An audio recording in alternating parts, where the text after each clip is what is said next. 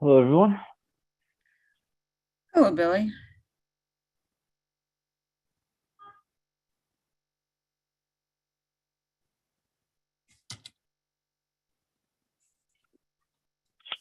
So it's 6:30. Should we get started? Sure, let's do it. Okay. Welcome to the Community Board 8 Budget Committee meeting. I'm Felice Farber. I'm co-chair of the committee with Billy. Want to introduce yourself? Sure, I'm Billy Freeland. I'm the other co-chair of the committee, and thank you all for joining us tonight. Thanks for joining us tonight. We're going to review the fiscal year 24 statement of needs and budget priorities for Community Board 8, as well as discussing a couple of additional budget requests. Why don't we start with Will going through the rules of how the committee meeting will be handled. Hi, well, welcome everyone. Thank you for joining us. You'll notice that you're muted right now, and you're going to stay muted throughout the duration of the meeting, except for whenever you're called on by one of the two co-chairs. As we move through the agenda, the co-chairs will call on folks who wish to speak. You can participate by going to the reactions icon and pressing the raise hand button. It's not the wave, it's not the thumbs up, those will disappear. Look for the button that says raise hand. Only press that button once. If you press it a second time, your hand will go back down. And if you're calling in from the phone, it's *9 to raise your hand and *6 to unmute. Be on the lookout for a prompt asking you to confirm unmuting once one of the two co-chairs calls on you. If you're having problems, the chat is available for technical support only to help with the Zoom software. It is not to ask questions of the co-chairs. They will never see those chats. And finally, if you're using an older version of Zoom, you may need to go to the participant section where you'll find the raise hand feature there. If you're having any problems, chat me. I'm here to support. Thank you, Will. And so why don't we get started, unless, Billy, if you want to, is there anything you want to add before we jump into discussion of the district needs statement? No, I don't know, Felice, if you were planning to give kind of an overview of the district needs statement, and I don't know if, Will, we had a chance to put it in the chat yet, but I think looking at the 2023, the last year's version of the statement as we get started could be helpful for folks. Thank you, Billy. This is an appropriate time to give an overview. The district needs statement is just that, is the statement of needs and priorities for the community board and for this community. It is the request to the city council for and the city agencies on what we see as the priorities and what we would like to get funded on both a capital and an expense side within this district. We'll be showing last year's district needs statement to review what we put in for each of the various areas, and then we can decide whether these continue to be the priorities and whether there are additional items to add or delete if there may be things that have been completed, for example, some projects that have been completed and we want to move forward and replacing that with other additional projects. Billy or Will, do you want to add anything to that? Oh, that makes sense. Okay, let's get started in looking at the last year's district needs statement, and we can review it by committee. Rebecca, since you have your hand up, is there something you'd like to add?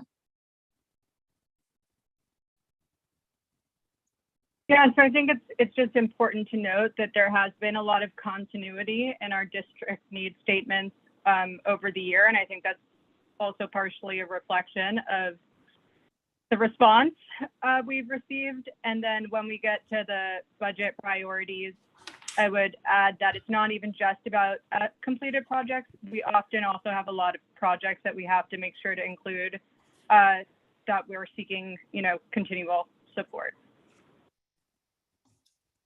Absolutely. And I would add, as we went through, just as an example, the Parks Committee reviewed the district needs statement in a separate meeting, and we realized that there were a number of things in our requests that had been completed, things that were no longer a priority or were not going to happen, and other parks that needed to be placed on that list of capital requests. So just throw that out there as an issue for discussion. So Will, you want to scroll down through the statement? Yeah. Am I muted? Yeah, okay. Okay. So it starts out with demographic information and information about the district. We then have an overview of the district, the top 3 pressing issues overall. I can make this a little larger. Would that help folks? That's probably a little easier to see. And then it goes sort of area by area. So it starts out with the health and human services area. And we can give information about each of these needs. And this is the district needs statement. And then there are the budget priorities for each. So in this one, our 2 capital budget priorities were this one, where the request was for I guess for HPD to fund housing for vulnerable New Yorkers. And then for, these are both for Department of Homeless Services, sorry, I should, and this shows our priority list number. So this was number 6 out of 18. This is number 14 out of 18. They went to the agency, Department of Homeless Services. And so this was for capital budget for homeless shelters. This was for an HVAC in all of our homeless shelters. And then underneath each, we'll have the expense budget requests. And so just like the other ones for the capital, it shows you the number of priorities. So this was the number 4 priority, going down to number 8, 14, 18, 23 out of 30 priorities that we listed. Agency that it went to, Department of Health and Mental Hygiene, Department for the Aging, Department of Homeless Services, Department of Health and Mental Hygiene, et cetera. And so for item number 4, we had fund for increased funding for rodent exterminations. And then you can read these as we go through. I don't think I need to read each of them. And so what I thought we could do is go through each section, see whether it's still on our list, if it should remain there, whether we should change it, is it still in kind of the overall priority order? And then we'll still have another bite at the apple to review it in October before the full board votes on it. So we'll get started with Health and Human Services. I'm not sure if there's anyone on the call who is involved in that committee. And Will, Rebecca, perfect. And Will, do you happen to have handy the city's response to this request? So as we go through this, maybe we can also mention what the city said. Yes, let me pull that up. I'm sorry, I should have had that handy. Sorry. Okay, so, and just to provide as an overview, capital requests are items that have a 5-year useful, have at least a 5-year useful life. Expense requests are other things that are funded as part of the expense side of the city's budget. So Department of Homeless Services should work with HPD to fund much needed housing for the most vulnerable residents. I know there's been some issues I've read in the paper about the facility on 91st Street. Does this remain a priority? Rebecca, do you want to talk to these? Sure, I can speak to them. I would also just like to request, and maybe this is a good reminder because I know we spoke about it during the last meeting, that maybe we remind committee co-chairs to look over their section of the district needs statement, and hopefully they'll have time to phrase it during committee meetings. The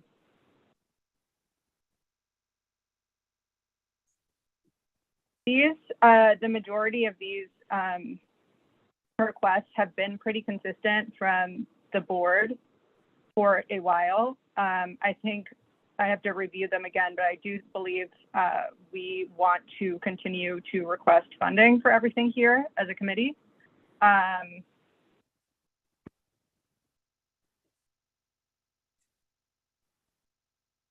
Okay, and are there things that have been funded? Is there something that we could put in that would be more specific? I actually don't know where we stand with the HVAC. Will, do you know per chance? For HVAC in all city shelters, there's not HVAC in all city shelters. And I are do. there? Oh, go ahead, Will. I was gonna say, I do not know whether or not the shelters in our district have HVAC.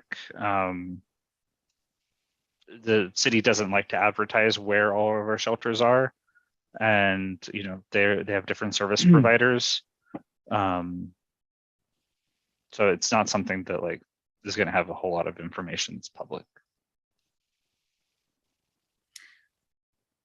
Do we know, is there a way of, does it make sense to try to find out whether the shelters in our district have HVAC and therefore whether or not we should be requesting this? We could individually ask some that we know about, like some of the service providers could volunteer that information if we wanted to reach out to them. But this isn't information that like a contact at DHS would have overall. Okay. But I guess, this is a question about how the budget process works. Would the city ever say, oh, the community board for the Upper East Side said they want all of their shelters to have HVAC. We're going to specifically, have a capital program to put HVAC in those facilities, as opposed to the way this is written, this goal of all shelters having HVAC. I guess I would wonder whether, how material it would be, whether shelters in our district have it, unless the question is simply, do we want to continue advocating for it based on what information we get? I think it's both, especially because also this is not us requesting everything for all of the city. It's what we're asking for specifically for Community District 8. I think we probably phrase it more broadly to be nice. Mm-hmm. Yeah, and the agency response was that, quote, further study by the agency of this request is needed. Therefore, OMB does not take any position. Okay. Sometimes they give responses that are helpful. This is not one. Do we want to, I see Russell and Michelle have their hands up, please. Do we want to turn to them? Yes, absolutely. Go ahead, Russell. I think your hand was up first. Thanks. So I wanted to address the issue of the safe haven on 91st Street. So first of all, just so the folks here know, the latest that we've heard from DHS is that they're going to change the nature of the facility, and as a result, Goddard is not going to be involved anymore. And we've been trying to get more information on exactly what that is. What we've expressed to them is that we really want it to be a safe haven, which is what we approved, and really pushing to try and get more information, and also pushing for them not to make that change. But sort of setting that aside, it looks like we didn't request money specifically for establishing that safe haven in our district needs statement, and I wonder if we want to do that. And I think we could potentially use it as a way to reiterate the fact that what we want is a safe haven, and specifically. That's one point. The other point is in terms of the HVAC. I think HVAC is important, and essentially every shelter definitely should have HVAC, but I think for purposes of our own district needs statement, I do think it's sort of more focused specifically on facilities in our own district. And so I would say, in the absence of knowing that this is a need that the shelters in our district specifically have, I would actually say that we can probably cut this. This is different from the HVAC request at the 19th precinct, where we know that they don't have it. And, that concern arises from that. I think the purpose of this document is not to put out broader sort of policy budget requests as they relate to the city, but it's really about identifying specific needs in our district and asking for funding specifically to address those. So I think unless we, and the reality is that there are not that many shelters in our district, and I'm not sure that we have any of the sort of congregate, sort of standard shelters where I imagine the need is most acute. So I would say, unless we find out that this is actually a need that we have localized here, I would say maybe we should just cut this. Michelle, and then Rebecca. Yeah, thanks. Well, two things. I was going to comment on, I think it's number 23 of 30. But first, let me just respond briefly to what Russell stated about funding for the 91st Street shelter? That was supposed to be a private enterprise. So even though this current developer, I guess, has maybe withdrawn, that doesn't mean that it won't continue to be a private enterprise in one way or another. And if it is, I don't know why, that it's necessary for us to put it into our needs statement. I just wanted to respond to that. Yeah, it's going to be run by a partner, by a nonprofit with the city, but the funding for it comes from the city. So the city was going to contract with Goddard to provide the services, but the funding for the services were going to come from the city. So the city was going to be paying Goddard to run it. So if it comes from the city, does that necessarily mean it's going to come out of our specific district need? Because if not, I would, then it would be funded twice. In other words, if there's another fund for it.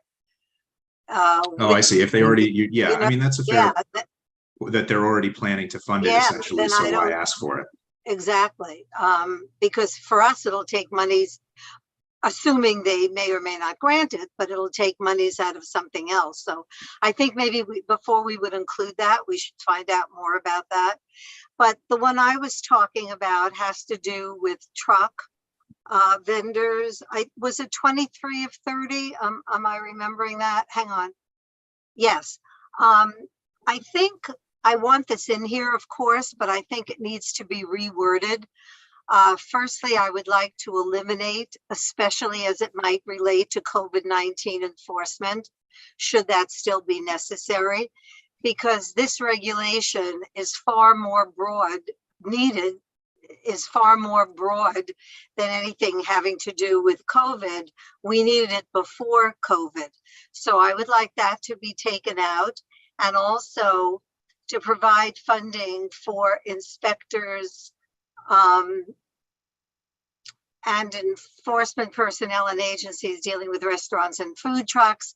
And I would like to please add, and all street vending, because the new legislation that has passed calls for an increase in the number of street vendors, but not necessarily an increase in the amount of personnel.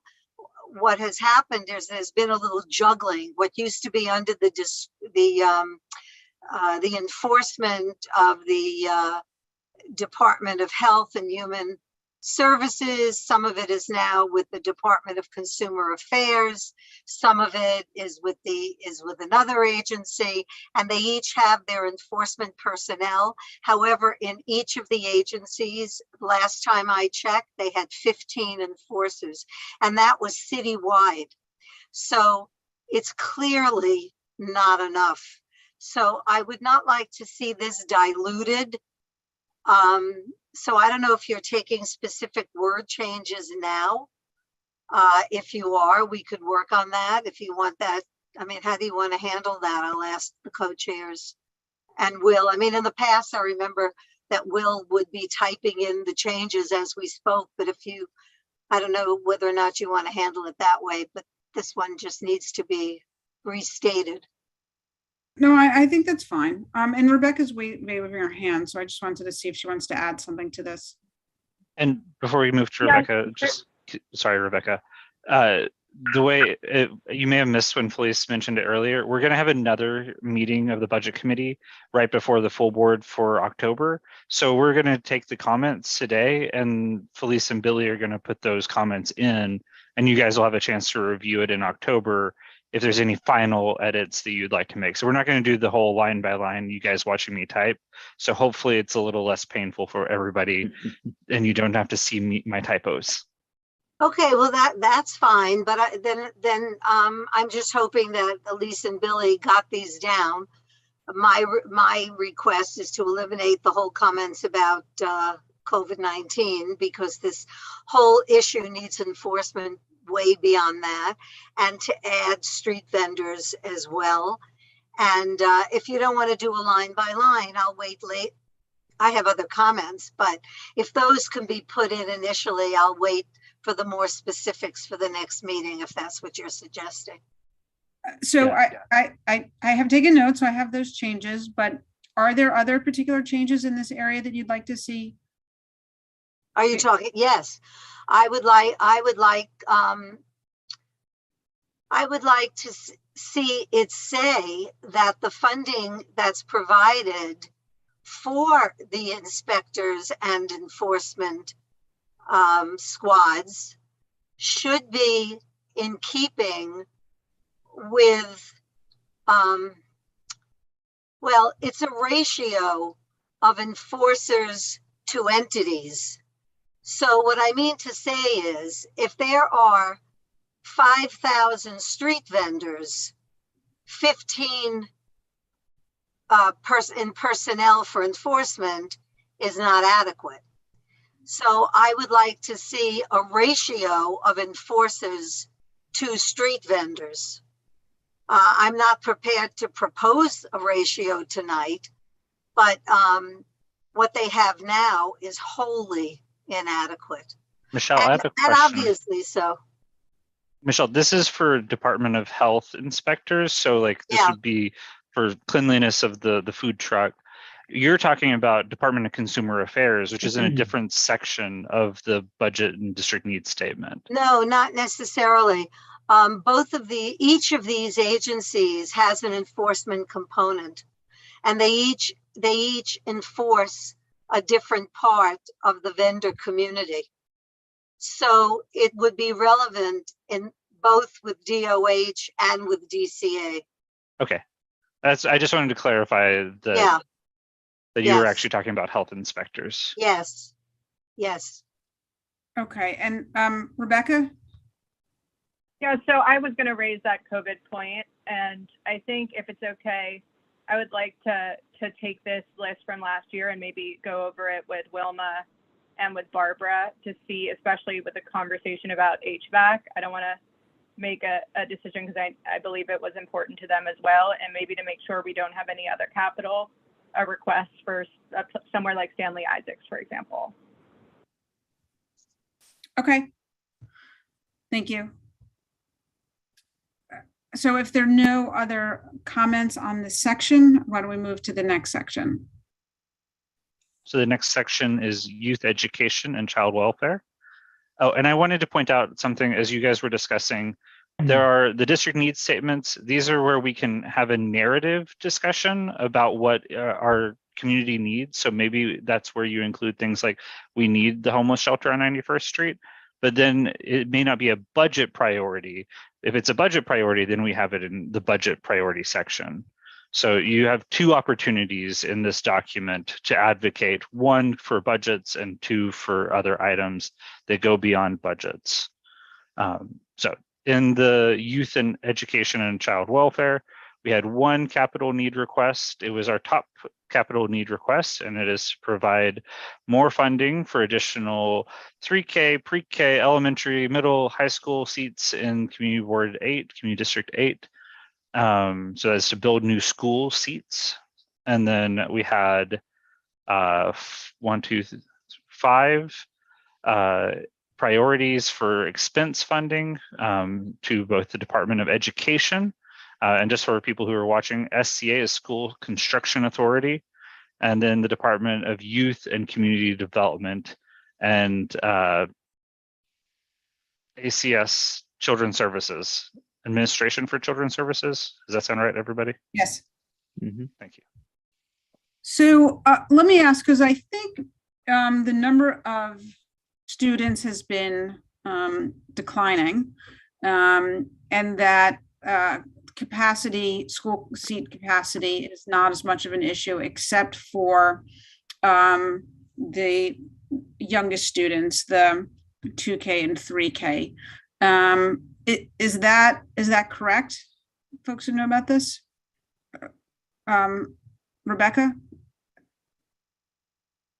I am not 100% sure about the capacity. I will say this has been like a top request for a long time. That being said, the discussion last year, if I remember correctly, was whether or not to really emphasize the pre-K, 3K, and 3K, and we decided the last time that it was very, very important to include that in this request. And Michelle? Wherever you want to put it, or however strong you can make this statement about high school seats, there is a real shortage of high schools in this district. And these kids are being sent all over the 5 boroughs. Long gone is the time when each community, they had their high school, their middle school, their lower school, whatever. And if you were in that community, you went to that school.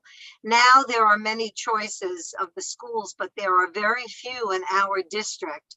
And some of the schools in our district, well, as in other districts, are open to students all over the city. But we really need an increase in high school seats in this district. The application process for high school seating is almost, it's almost as rigorous and as time consuming as college applications because there are no seats available. It's really, and I would say that that's part of the reason why the student body is declining, is because people either they can't find seats in the public school system and so they're going to private, or they're concerned about the quality of the public school system. But our aim should be to bring that number of seats back up and not be happy with the fact that it's declining. And anywhere we can put a demand for schools, high school seating, wherever we can put it in our needs statement, I would hope that we could include it. And Russell? Yeah, my understanding from what I had heard from the chairs of the Youth Education and Library Committee, based on a meeting that they had with representatives of the Department of Education, is that the need is most acute at the lower level and not as acute at the higher levels. Or that 3K and pre-K were where it was most needed. And according to demographic, the number of people under the age of 18 in our district went from 30,678 in 2010 to 33,594. So an increase of almost 3,000 people under the age of 18 in that 10-year period between 2010 and 2020. Okay, thank you. Are there other additional comments or thoughts on the expense priorities? So for example, we have provide additional funding for youth services at Isaac Center. Is that something that Councilmember Menon got additional funding for in this district? Is that something that's still needed? Russell? I don't believe anything is baselined. Sorry. Right. So even if it would have, then it would be a one-time thing. But I don't. Yeah. I mean, my understanding is that this is still a need. Okay.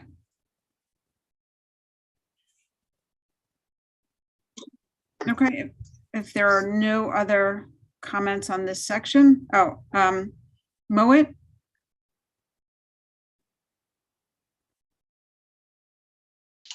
Just very quickly, I wanted to concur with Michelle on the high school enrollment situation. So I'm very aware as well about the difficulty of finding seats locally for students who live in the district. So the student body size may not necessarily reflect the demand for seats for high schools in CB8 and District 2 more broadly. Okay, thank you.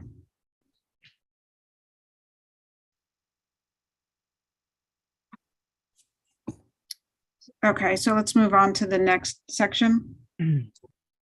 So the next section is public safety and emergency services.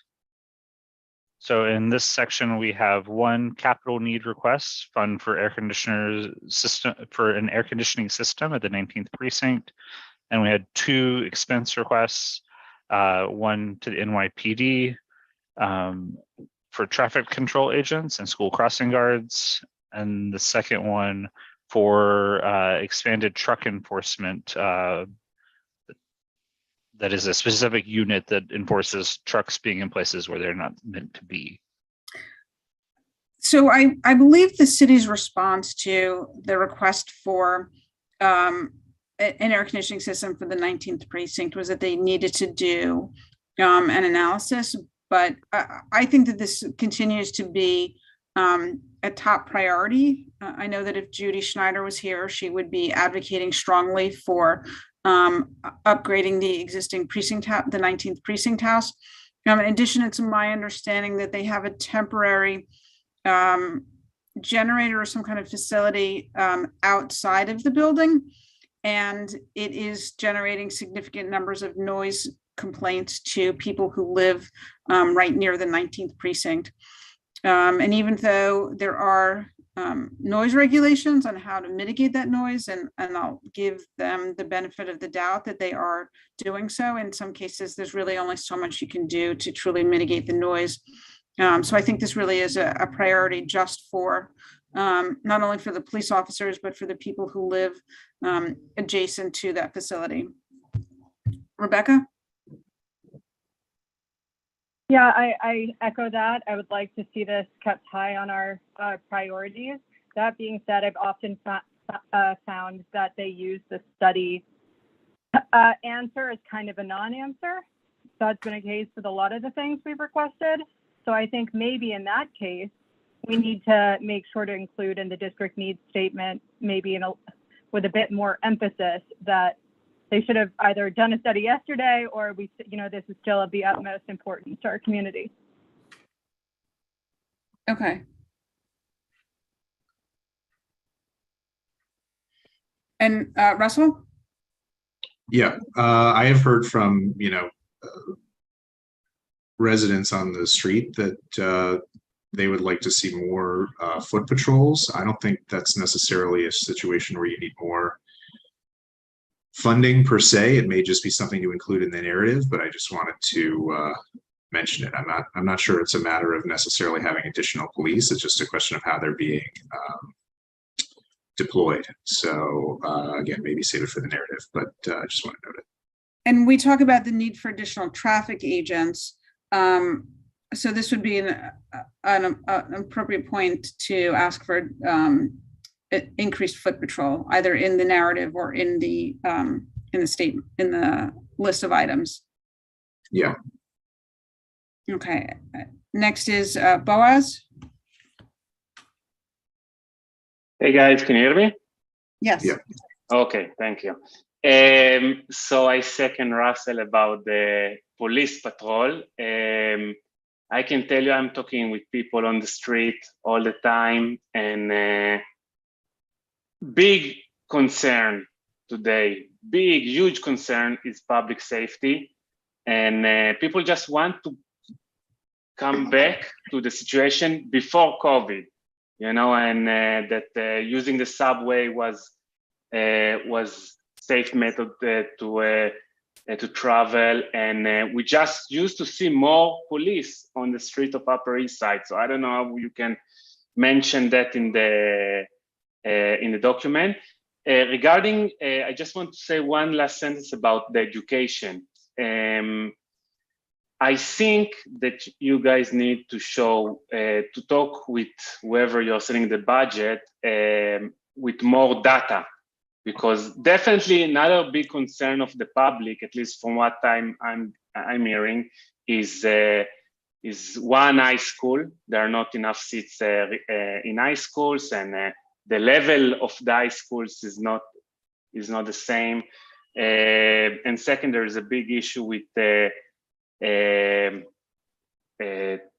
pre-K and 3K, but you know, I'm looking at the comments that you guys got last year, and it's all about, okay, we are going to add the budget, we are going to. I mean, they are giving some kind of a vague response, so it seems to me that this is where we are adding again. That's it for my end. Thank you. Thank you. Craig?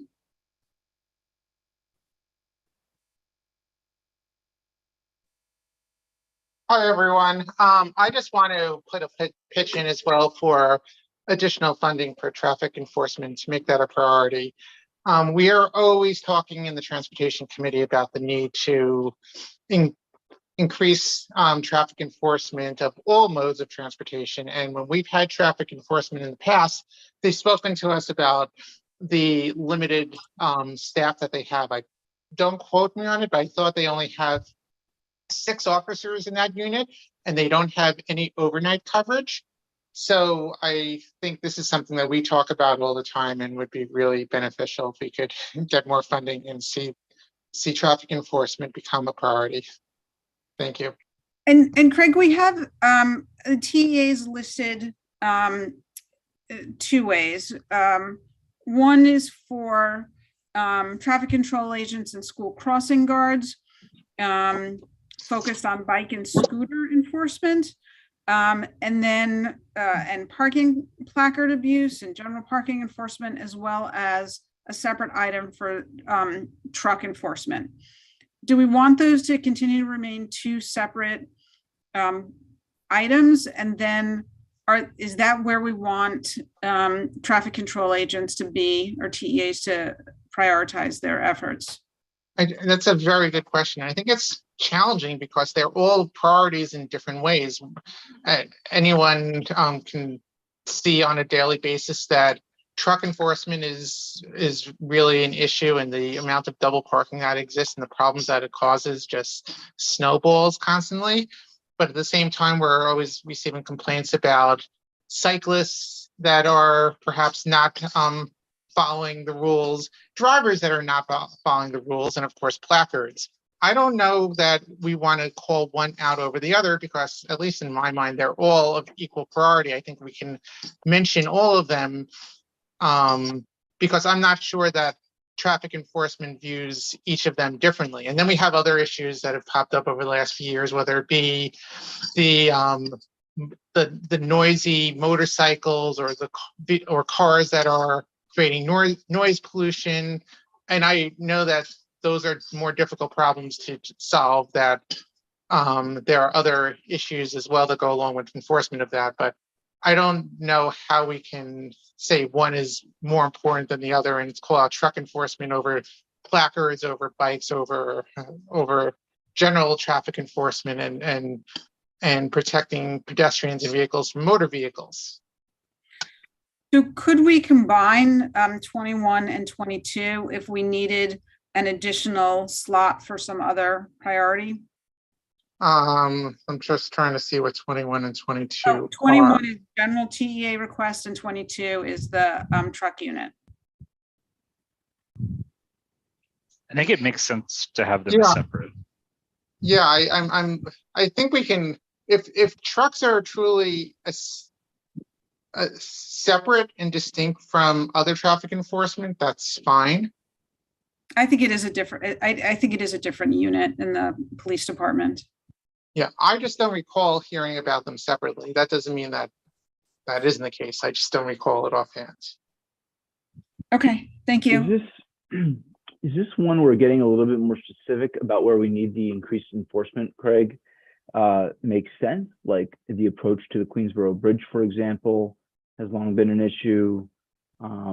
York Avenue has been an issue. Like, what do you think in terms of specifying where we feel this enforcement has to occur? My concern about calling it out is that we haven't had a chance to really vet which one would be prioritized over the other. Yes, the approach to the Queensboro Bridge is a constant issue, but does that supersede, say, we've talked about East 72nd Street between York and and the river as a place where we have rampant placard abuse. We talked about Cherokee Place. There are many locations that I could think of. I just don't know whether that's even how NYPD's traffic enforcement unit would operate, that they would say, let's dedicate our resources to a specific area. Yeah, I don't know. It's a good question. I guess I need to think about it a little. But to Billy's, I'm sorry, go ahead, Billy. No, please. I was just going to say, to your point, since this has come up in a number of transportation committees, can we say, for example, these are particular areas that need additional traffic enforcement and Yeah, I think if it's not limiting, sure, I have no issue with that. Here's my concern about this type of request generally, which is that, there's a question of funding and funding need, and then there's a question of where resources are being allocated, right? Just the example of the foot patrol point that I think Bo has mentioned earlier. Is that a question of there simply aren't enough NYPD resources, or is it a question of whether a policy change needs to happen that says, instead of sitting in a police patrol vehicle, we want folks on foot more often on the Upper East Side? And similarly with this example of truck traffic enforcement unit and so forth, is this a question of them saying, look, we've been just woefully underfunded and unable to enforce the law? Or is it a question of we're just choosing not to allocate resources in that direction? And I don't know the answer, and I don't know whether the Public Safety Committee has in the past looked at that. But it's not to say it shouldn't be a request, right? But it's partly a question of, like, how high up does it go and how do we phrase the request? Rebecca? Those are good questions. Well, I have a couple points. The first, kind of in response to that, I mean, if you look at the consistent responses from them, it's either the NYPD has a specific budgeted headcount, or it's we support your position, we support the agency's position, that they will try to accommodate this issue within existing resources. That being said, as a member of the Transportation Committee, I think Craig can speak to this better than I can. I've never attended a single meeting where we have not discussed the need for enforcement or heard a community member come to complain about this. And maybe an effective approach would be specifying that pretty much every first Wednesday of the month in the actual district needs statement, which is supposed to be like a reflection also of all of our work, listening to the community during our committee meetings, that we make that just a little bit clearer. Thank you. And anytime it's with locations, I've never seen them respond to the enforcement with a response asking for specific locations. I've only seen that with more accessible street lights and stuff like that. I've never seen them say, oh, we'll support this if you give us specific areas. We can still request them, but that's never been their response. Craig, you wanted to add something? I was just going to say, Rebecca, were you suggesting that we actually add that as a standing agenda item as part of like full business, or? No, just adding it to the narrative as well described. Or just add to the narrative. Okay, that works for me. Okay, thank you, Craig. Moet? Just reiterate both of what Craig and Rebecca said. I've been to a few transportation committee meetings now and have heard very, very strongly from the community that we need more enforcement. And it links to so many different priorities, in the community at large in terms of moving traffic, in terms of the change towards condition pricing. I mean, there's just so many moving pieces, safety, so many moving pieces here that require increased enforcement. And so for that reason, just 2 points. One, if we were to combine those two items, then the ranking needs to be much, much higher than the two are right now at 21 and 22. And secondly, just given the need for this item, I think we really should consider moving it up in the rankings period, whether or not we do combine the two. Okay, thank you. If I may, just seeing that there are no other hands up, to just jump back in again. My own view of this is that I think it's a stronger request if we're very targeted about the enforcement that we think needs to happen. And right now, the way it's worded is we talk about traffic control, school crossing guards, bike and scooter enforcement. Frankly, it's all over the place. And if they get this request, it's like, well, this is your typical, we want, more resources thrown at all of these issues, as opposed to if we identified a very discrete, maybe you could say discrete problem, right? Which is, trucks on streets that they shouldn't be on, right? Trucks double parking, whatever it may be. But if it's something very focused, that seems, I don't know, likely to yield more success. Maybe I'm in the minority on that, but I think, it feels like every community is probably going to be asking for more enforcement of these issues. It's a citywide issue, and I'm not sure how putting in this request necessarily guarantees that we're going to get the results we want for District 8. And Billy, can I speak to some of the history of this request, especially for the truck enforcement unit?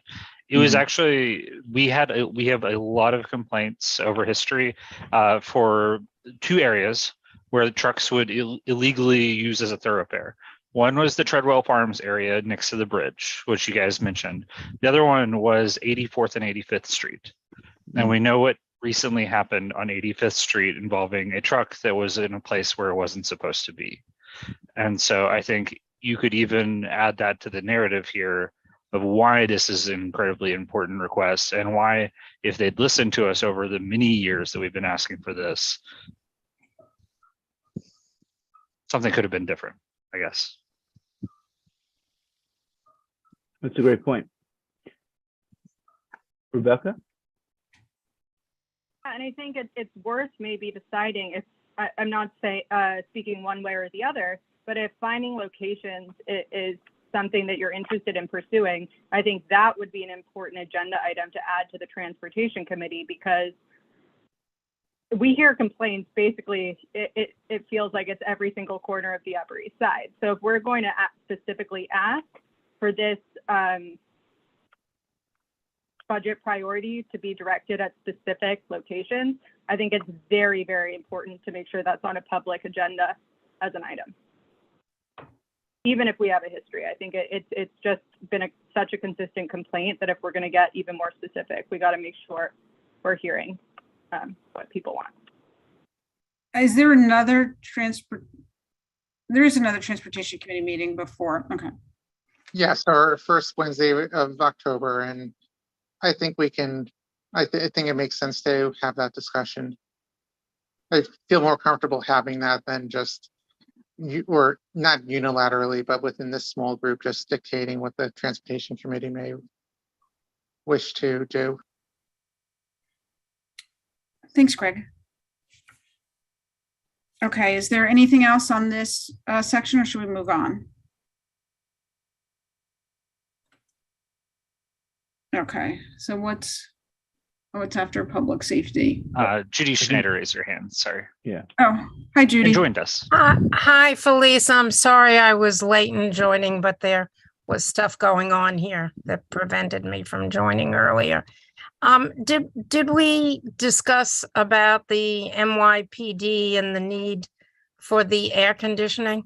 Yes. Because not only are there complaints from the police department, all the neighbors are complaining about the noise from the equipment. So it's something that really should be a priority on our part, I think. Yes, I think we all agree that it should be a priority. And since I think last year they said it was something they were going to be studying, that we're going to, at Rebecca's suggestion, hold their feet to the fire and say, so where are you? Thank you. Thank you, Judy. Okay, so now we're up to, I think, core infrastructure. Correct. Yes. Next is core infrastructure, city services, and resiliency. So these were our capital requests that went to the Department of Environmental Protection, the Department of Sanitation, and one expense request to the Department of Sanitation as well. Okay, so I don't know if anyone from the Environment and Committee is on to talk about some of the resiliency priorities.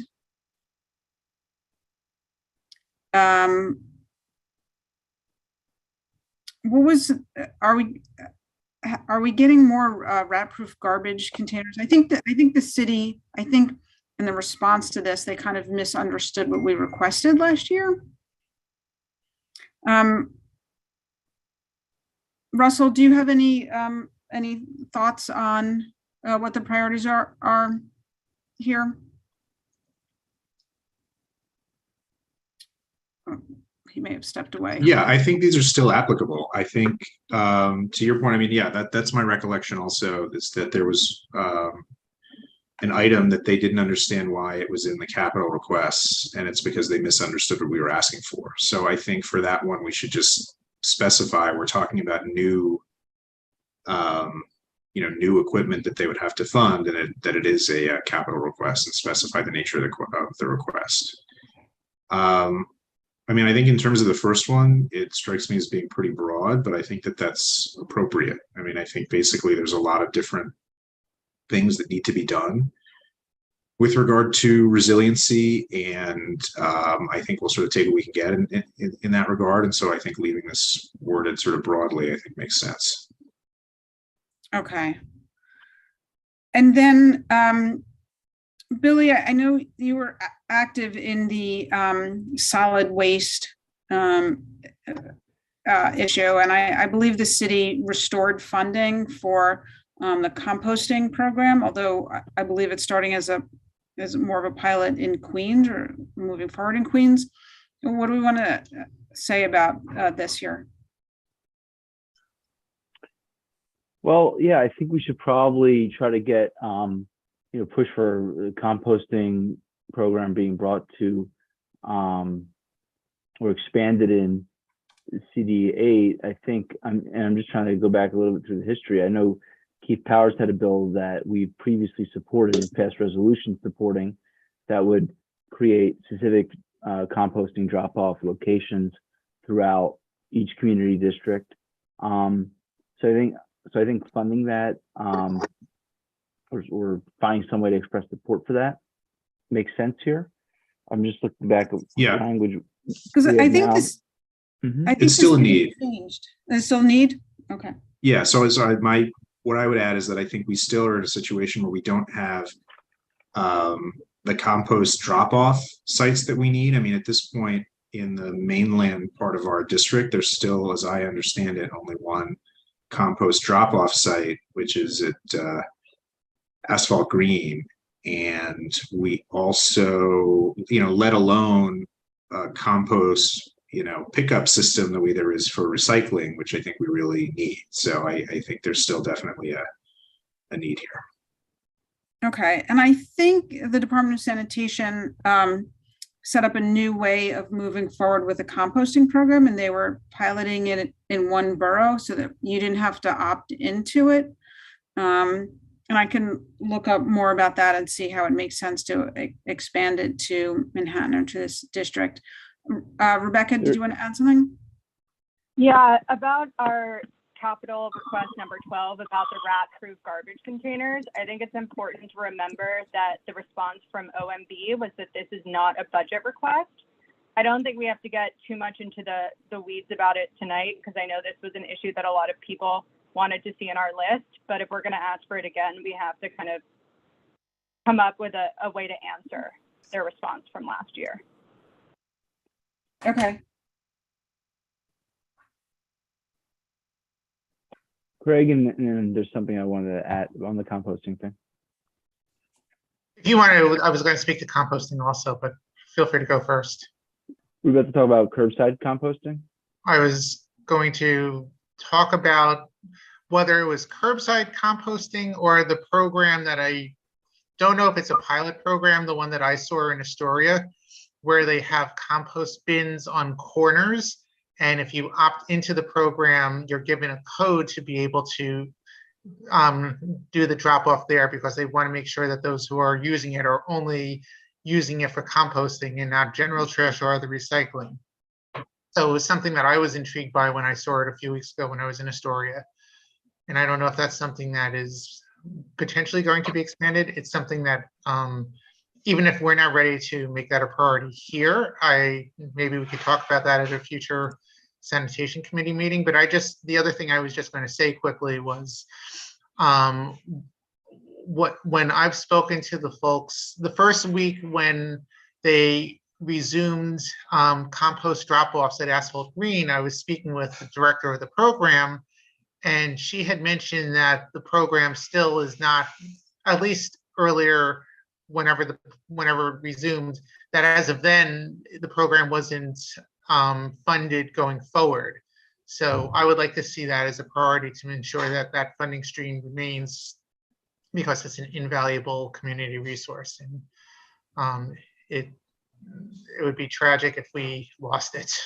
And it should be expanded, and it shouldn't have to be that people are either only going to 96 and Lex on I believe it's Friday, I forget what morning it is, Friday mornings, or coming all the way East Asphalt Green on Sundays to drop off if they don't live in a building that participates in a compost program. Yeah. And what I was just going to say was that, so there's this program in the city called curbside composting, but it was sort of suspended in terms of like adding new communities. But so, for example, the Upper West Side is a member of curbside composting, and sanitation will come by and they'll pick up your composted food scraps. We are not part of that program. And without getting into too much of the details of how it works, I think we've probably passed resolutions asking that it be expanded, though don't quote me on that.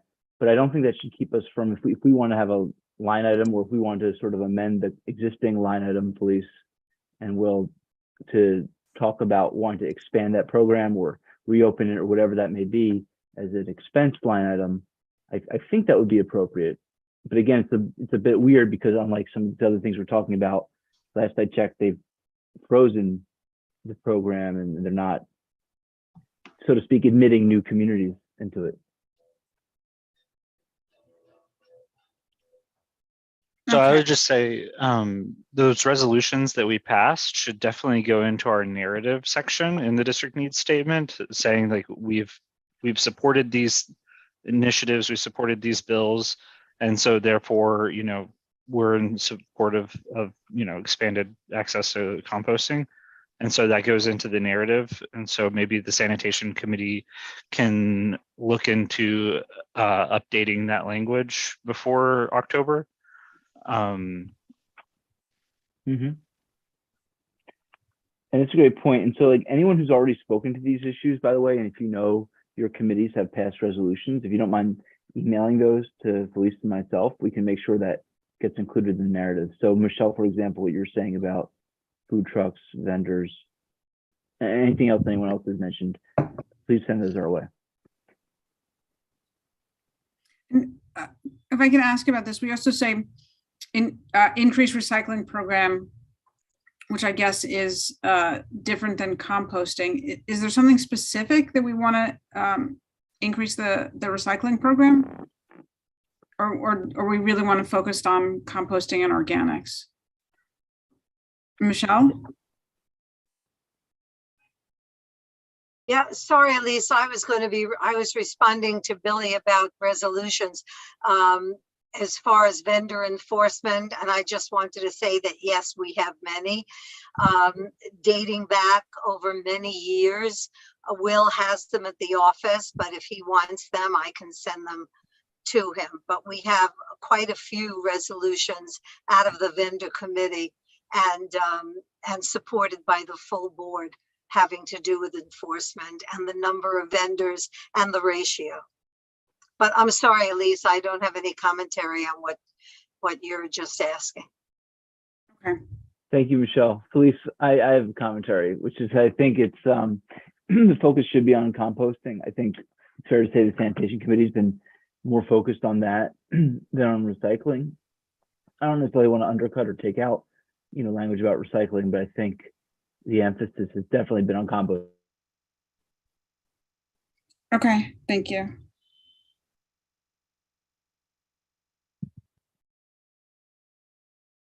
Okay, should we move on? Next section? The next section is housing, economic development, and land use. So in this section, we had two capital requests, one to the New York City Housing Authority, NYCHA, for repairs and upgrades to homes in Isaacs, including access to Wi-Fi.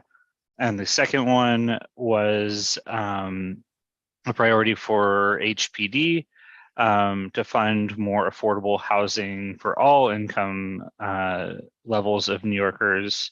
And then we had, just want to make sure, yes, only 4 expense requests. First one to NYCHA again, the second one to the Department of Buildings, another one to NYCHA, and then to the Department of Small Business Services. So I believe I read in the paper that Julie Menon secured additional funding for some work at Isaac Houses and Homes Towers, as well as I think there was just a press release about free Wi-Fi or free broadband at NYCHA housing. I'm not sure the details on that. Rebecca, you have your hand up? Yeah, so what they said in response was that this project was funded in a prior fiscal year and the scope is now underway. I would like to defer to the experts in this area, but I think maybe this needs to just go on our continued support list. What do you think, Will, based on the response? Yeah, I would say so, since it's taking them so long to actually enact these things. So, oh, sorry. I have a comment on both of those things, but Rita's hands up. Go ahead, Rita, unmute. This is my first budget meeting, so I'm quiet and learning. For how many years I've been banging my head against the wall for affordable housing, but I've now changed the tactic, and I'm using China as an example. And has the city ever considered of what will happen in 25 years from now if we don't have affordable housing? What are the projections? I'm going to make it simplistic in as much as who will drive the bus, who will drive the train, who will sweep the streets, and going on and on and on.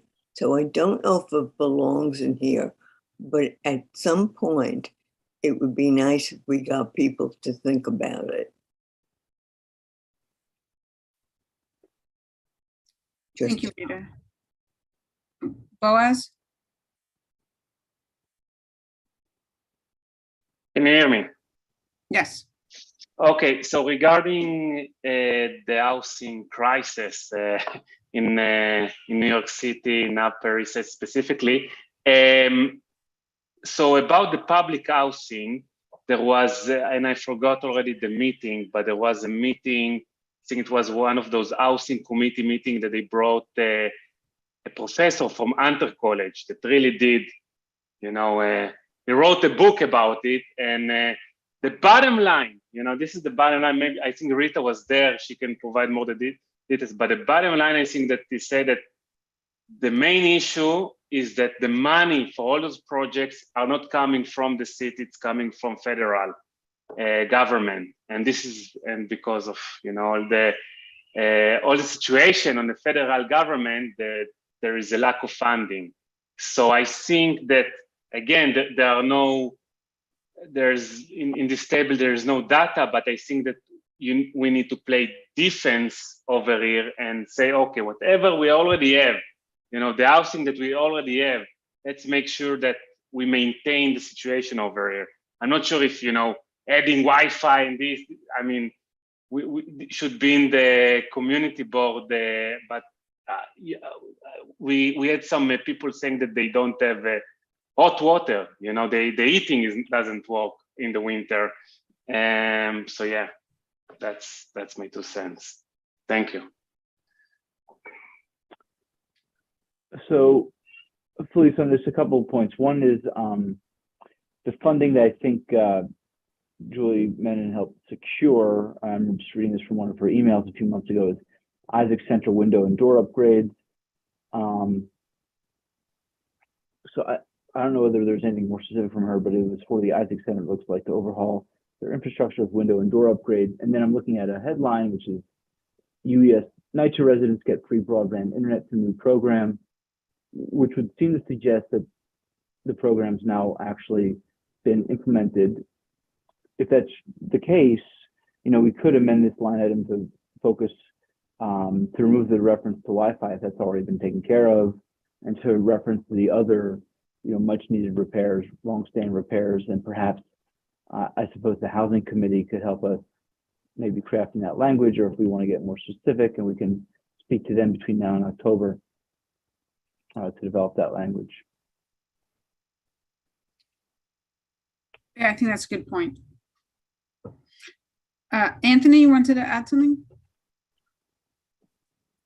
Yes, specifically not to housing, but in fact to the land use portion, which is the tail of this. The Zoning and Development Committee is engaged, or the board is engaged in an effort to create 2 new special districts. And we need funding for our consultant. And I don't know quite how that fits in, but I think in May, maybe it was in May, we talked about this.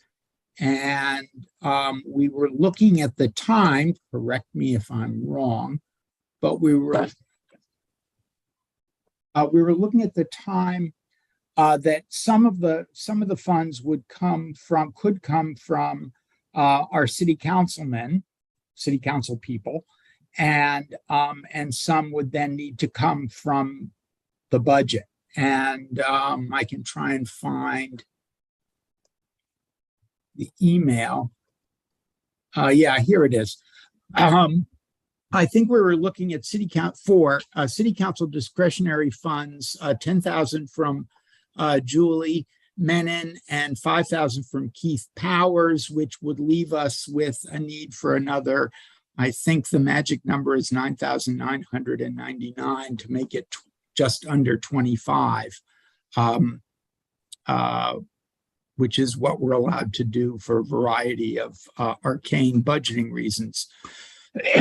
And so Zoning and Development Committee is looking for that money, and it would be great if we could somehow include that as an expense request, I think.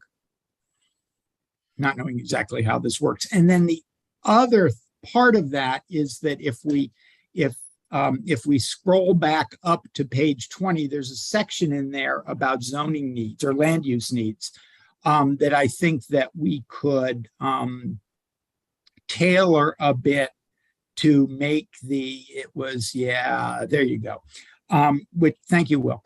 We could tailor this to make it clear that we're talking about primarily that we are in fact talking about this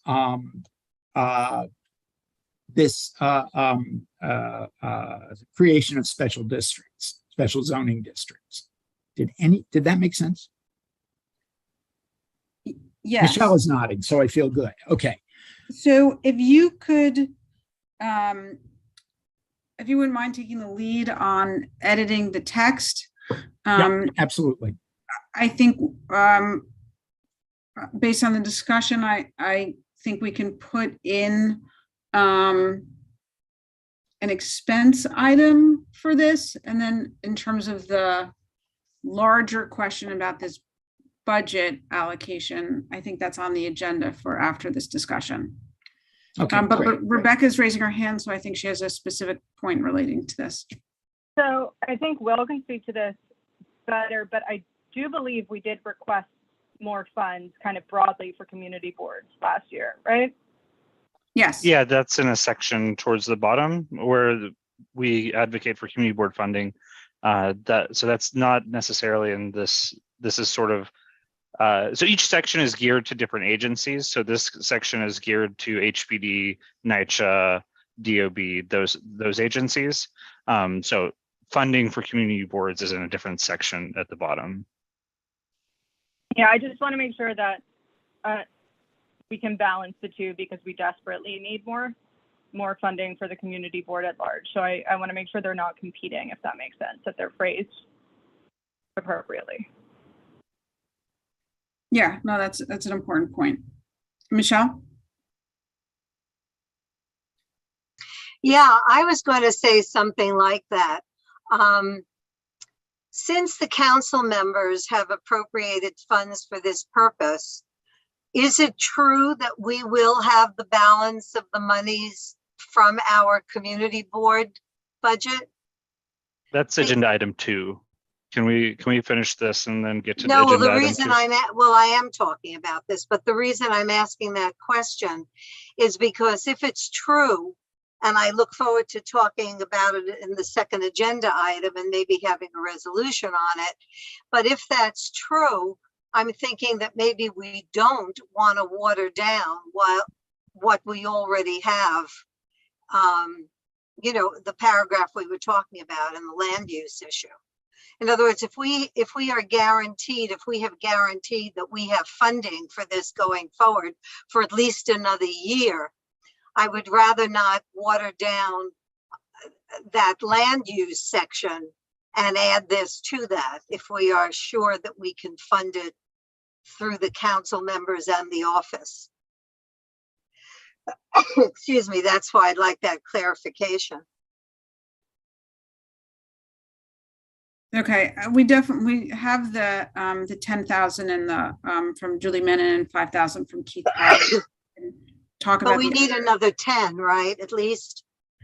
Technically speaking, micro purchases are under $20,000, so you cannot go over $20,000 without going through an RFP process, and that moves you into a different type of contract category that goes up to, I think, $100,000. So the difference between 20 and 25 is the same as the difference between 20 and 100.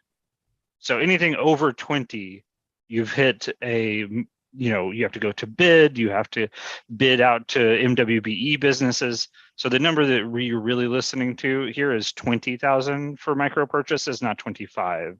So, okay. But that, I think Will, does that mean over? I mean, that only refers to the portion that we are taking from the community board budget.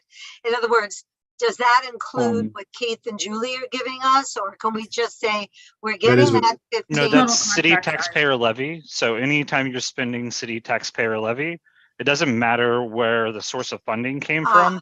It is that we, as the agency who are responsible for that money, are putting it into something that is a contract. And so there are different rules for the level of contract it is. So it doesn't matter the source of funding, it is all taxpayer levy and you're spending it. So let me have a follow-up question though, because there's something I still don't understand. So that makes sense. I understand that it has to do with the funding coming from the council members and the board, but if we and the office. But if we make any changes to that land use commentary, that's not outside of this $20,000 limit, or is that not part of it? Those are two separate issues. Because if it's part of it, it doesn't help us to include that. in the land use section. If I may, Michelle, what we decide to do in the land use section, it's not set in stone this hour, right? We will come back to this and vote on all this in October. And I do want to make sure that this discussion, which is item 2, stays with item 2, because we have a few other things that we really need to get to in item 1, if we may. So I hear what you're saying about how it could affect the language for the needs of land use section. I think we can keep that in mind. We can finalize that in October. We'll all have a chance to look at a draft in October of what happens with the language. But why don't we, keep going? I mean, I know, Anthony, your hand's up, and I don't want to turn you away here. Okay. Why don't we keep going, Michelle, if that's okay, and then we can discuss these details in item 2. Is that all right? Okay, I just want to make sure I'm being mindful of the time here. So I'm sorry, Felice, I think you had. I was just going to move on to the next section. Thank you. And mobility. Yes, go ahead, please. No, you can provide the overview, Will. Yeah. So in transportation and mobility, we had one capital request that was for repairing potholes and repaving and resurfacing avenues. And then we had 2 expense funding requests for creating accessible crossing signals at more intersections, and for inspection of infrastructure, sidewalks, bridges, roads, etc., for pedestrian safety. And all of that went to the Department of Transportation. Since Craig, if you're still on, I'd like your thoughts on this. Michelle's raised her hand first, and then maybe Craig, if you want to weigh in as well on the transportation priorities. I just want to say, in light of all the talk about the subways, should we put something in here about the subways? The subways that used to be our main public transportation, there are people that will not ride them. They are unsafe, and we have a testament to that almost every day. But It seems to me subways we are put something in here. But subways are through the state. MTA is a state agency.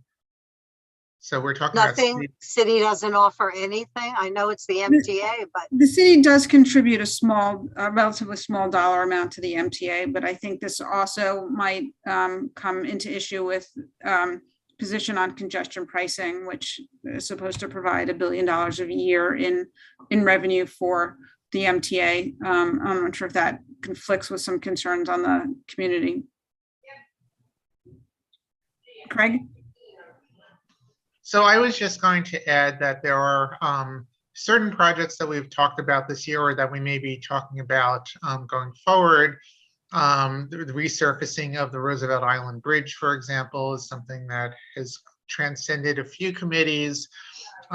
We passed at a committee level a resolution supporting more protected bike lanes, and if that passes, that would, especially as Will was referring to earlier, what happened on 85th Street, that would become a potential priority. So those are some of the things that top of mind are I'm thinking of beyond some of the enforcement issues that wouldn't be a DOT funding stream for now. Okay. Would that change? And actually one more thing, and again, part of this is policy related. Going back to placards, there was a discussion, I thought, that we were going to essentially replace the old placards with a new electronic based placard system that would be easier to monitor, and the city hasn't done so. And again, I don't recall if that's a DOT funded project, or if that would be funded through a different city agency, but that was also something that comes to mind. Okay, and would that replace the items that are here? Well, I think roadway maintenance is always I wouldn't want to remove that, because that continues that's always going to be, in terms of maintaining state of good repair, something that we need to keep in here to some degree. As far as capital requests, pedestrian signals, the city is legally bound to increasing the number of audible pedestrian signals that are being implemented, but I think the pace of it may not be fast enough. But I'm pretty sure that the city has expanded their plans since we last discussed it to move forward with it. I don't recall from a funding standpoint as to whether they have more, but I think there's more legal pressure for them to do it. So we had a discussion on that. And then, yeah, and then other inspections that, as you know, something that probably should be kept in here. Okay, and I recall that the city's response was to identify the locations where we think streets need to be resurfaced. Is that something that would come out of the transportation committee? You know, that's something, at least in my time, we've never really discussed. I believe the city has a system to determine when streets require repaving and their cyclical nature for the most part. So I don't know that we would have any, I don't know that that would be the best use of our time to be doing that. Obviously, people can raise concerns if they come about, or if they realize that there's a street that's in poor condition. But beyond that, I don't think that's something we're not engineers, and I don't know that we would have the expertise to be able to weigh in beyond things that we see cosmetically or may experience, and to know whether that one experience we have would create a priority situation over some other priority street where maybe there's something going on below ground that it truly is a priority. I think we've heard about an experience here, an increase in sinkholes. Maybe we want to include something regarding that as well, and that's also, sinkholes are, I believe, if I recall, are actually a DEP responsibility. And I learned recently at a DOT Academy meeting that was held that I never knew the distinction between sinkholes and potholes, but most of what we see on the roads are actually sinkholes and not potholes.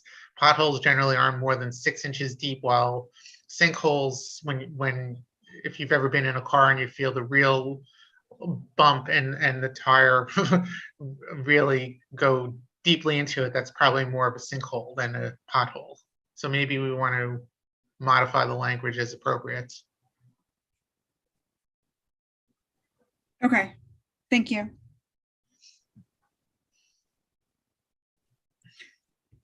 Okay, Judy?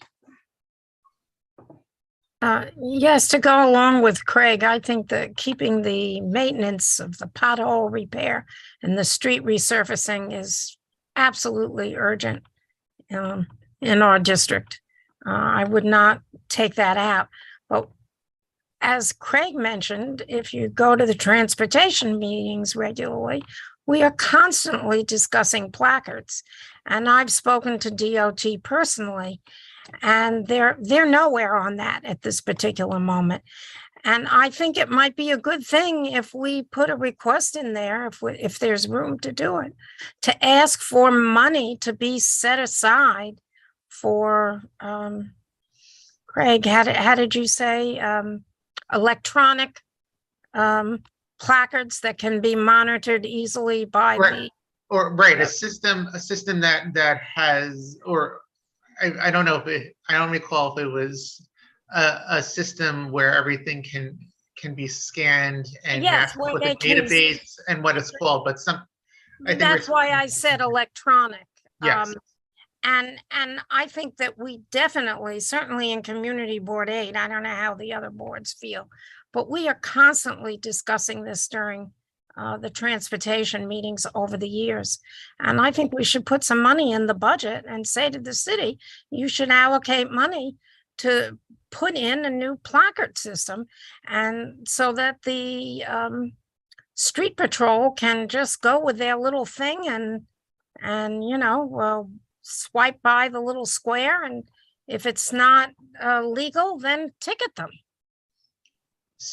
So the only response I have, and I agree entirely with everything you said, and also in deference to you and the fact that we held a lengthy meeting last week, we did not discuss placards this month as was listed on our agenda, and we postponed it till next month. So in light of that, since we will be discussing it, maybe we will have more clarity before the next meeting, and we need to finalize this, but that's something that we should, I think, I would agree, it should definitely be considered. I think we just need to confirm which agency would oversee such a project and would actually be financially, budgetarily responsible for it. I'm not Yes. sure that it's transportation. Okay, well, whatever agency it is, obviously they're going to need money if they're going to discard all the placards in existence and issue new ones to everybody. That's going to cost some money. And also equipment to read the placards, that's going to cost money. Mm-hmm. Agreed. Okay. Any other comments? I think Boaz had a hand up, then Rebecca and Billy. Really quick. So this is a great example of what I was talking about earlier. My suggestion to you guys is that to be more specific. So you're saying we need money for a pothole repair. Provide data. Provide all the open, all the known potholes that we have in Upper East Side. Now, probably your next question, okay, how can we gather this data? So the good news, and I sent actually an email about it earlier this year to the technology committee, is that all the data is available. All the tickets, whenever you open a ticket at 311, it's go to a website called Open New York City, and you can build, you can generate reports. I can help you guys generate reports if you wish, but yeah, I really suggest you guys to be more specific around that, and you can just say, okay, this is like 200 potholes that need to be fixed, because what the city will tell you over here, I bet my money, is that they will tell you, okay, we'll just open a ticket in 311 or some vague message like that. That's my take. Thank you. So I have taken a look at some of the open data that the city has, and I do not have the skill sets to kind of do any data analysis of that. If that's something that you could help with, that would be terrific, and I'll follow up with you. Okay, Rebecca? Okay, so just a couple things. The first is responding to the sinkhole comment from Craig. So forgive me if you said this and I missed it. So that's actually the Department of Environmental Protection. So if you want to request that, that's a separate thing that would be worth adding. The second is just looking again at their response. I don't know if this is something the Budget and Transportation Committee wants to work on together, but they said all resurfacing and milling requests should be directed to the respective DOT borough directors of maintenance. Each year, the borough plans the next season's resurfacing. I know we dealt with this issue a little bit on 72nd Street in Transportation Committee, Transportation Committee meeting recently. Again, we've heard a lot of people echo their support for this request, and I just think we need to think about how we frame it this year in response to the feedback we got last year. Mm-hmm. Yeah, those are good points. And yeah, I was alluding to that before, that sinkholes are DEP, but there's a misconception out there that most of what we see are potholes. They're probably sinkholes, which may explain why sometimes they don't seem to be repaired as quickly as we would expect, because the potholes can be filled without much without much engineering work, if you will, and sinkholes, because those often are derived from what's happening below ground with the sewer system and below the streets, that and due to water issues, that's a bigger issue and involves much more comprehensive work. And I see that right outside my street right now. East 89th Street has been worked on now for most of the last month or two because of the sinkhole that occurred last year. And now I think there's possibly a sinkhole right across the street from my apartment on East End and 89th, right by the entrance to Carl Schurz, that they've cordoned off. Well, and I think as well, in terms of streets, the city's supposed to, the statistic is that if the city does repaves 1,000 lane miles a year, that's the number they need to keep the streets in a state of good repair, and they need to increase it to like 1,200 lane miles a year to make improvements. The prior couple of years, they had been doing a higher number. I think that number in recent years dropped down to 800. So to Boaz's point, we could be throwing in some statistics on just the need to increase the number of lane miles resurfaced each year. Okay, that's fair. Billy?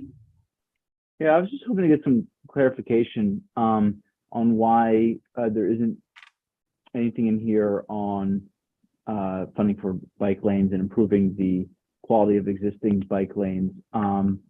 Because we talk about enforcement throughout this document, but I don't think there's any reference to bike lanes. Now, I know it's a bit of a policy decision, of course, but even if you just take the existing bike lanes, Craig, which either, don't have proper protection, or the existing protection gets knocked over and destroyed, or, I don't know, the lane's not painted, the lane's not properly paved, I suppose that maybe goes into the resurfacing issue. But Craig, is there a need for us to speak to that, you think, in the document? If we're truly trying to prioritize our needs, I mentioned that before, that yes, we should be including language in there about creating protected bike lanes. And I alluded to the resolution that passed at the committee level. And if that were to pass the full board, then I think we would be positioned to do so and to be able to identify corridors or existing painted bike lane streets that we're looking for upgrades on. I think it's hard to know, because we know that DOT would essentially be coming back with a more formal proposal, but I think it would be certainly worth calling out and highlighting in here as a capital request. Well, and that would be more capital than expense? Actually, I'm not sure if it's. It may depend on exactly what's being proposed, but I don't know. We can maybe figure this out over the coming months, but if we've decided at least it's worth adding some language into that, we can talk about that.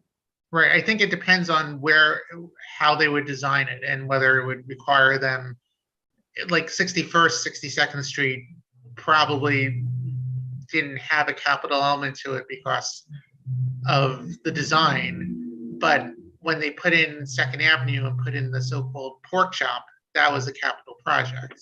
Exactly. So hard to know. Yeah. Okay. But I think we could reach out to DOT and find out what portion of it is capital and what portion is expense. And certainly as someone who's a regular user of the 1st and 2nd Avenue bike lanes, they could use some resurfacing. For sure. Okay. Those are good points, Billy. Craig, let's move on if there's nothing else here. Parks. So I can go through this.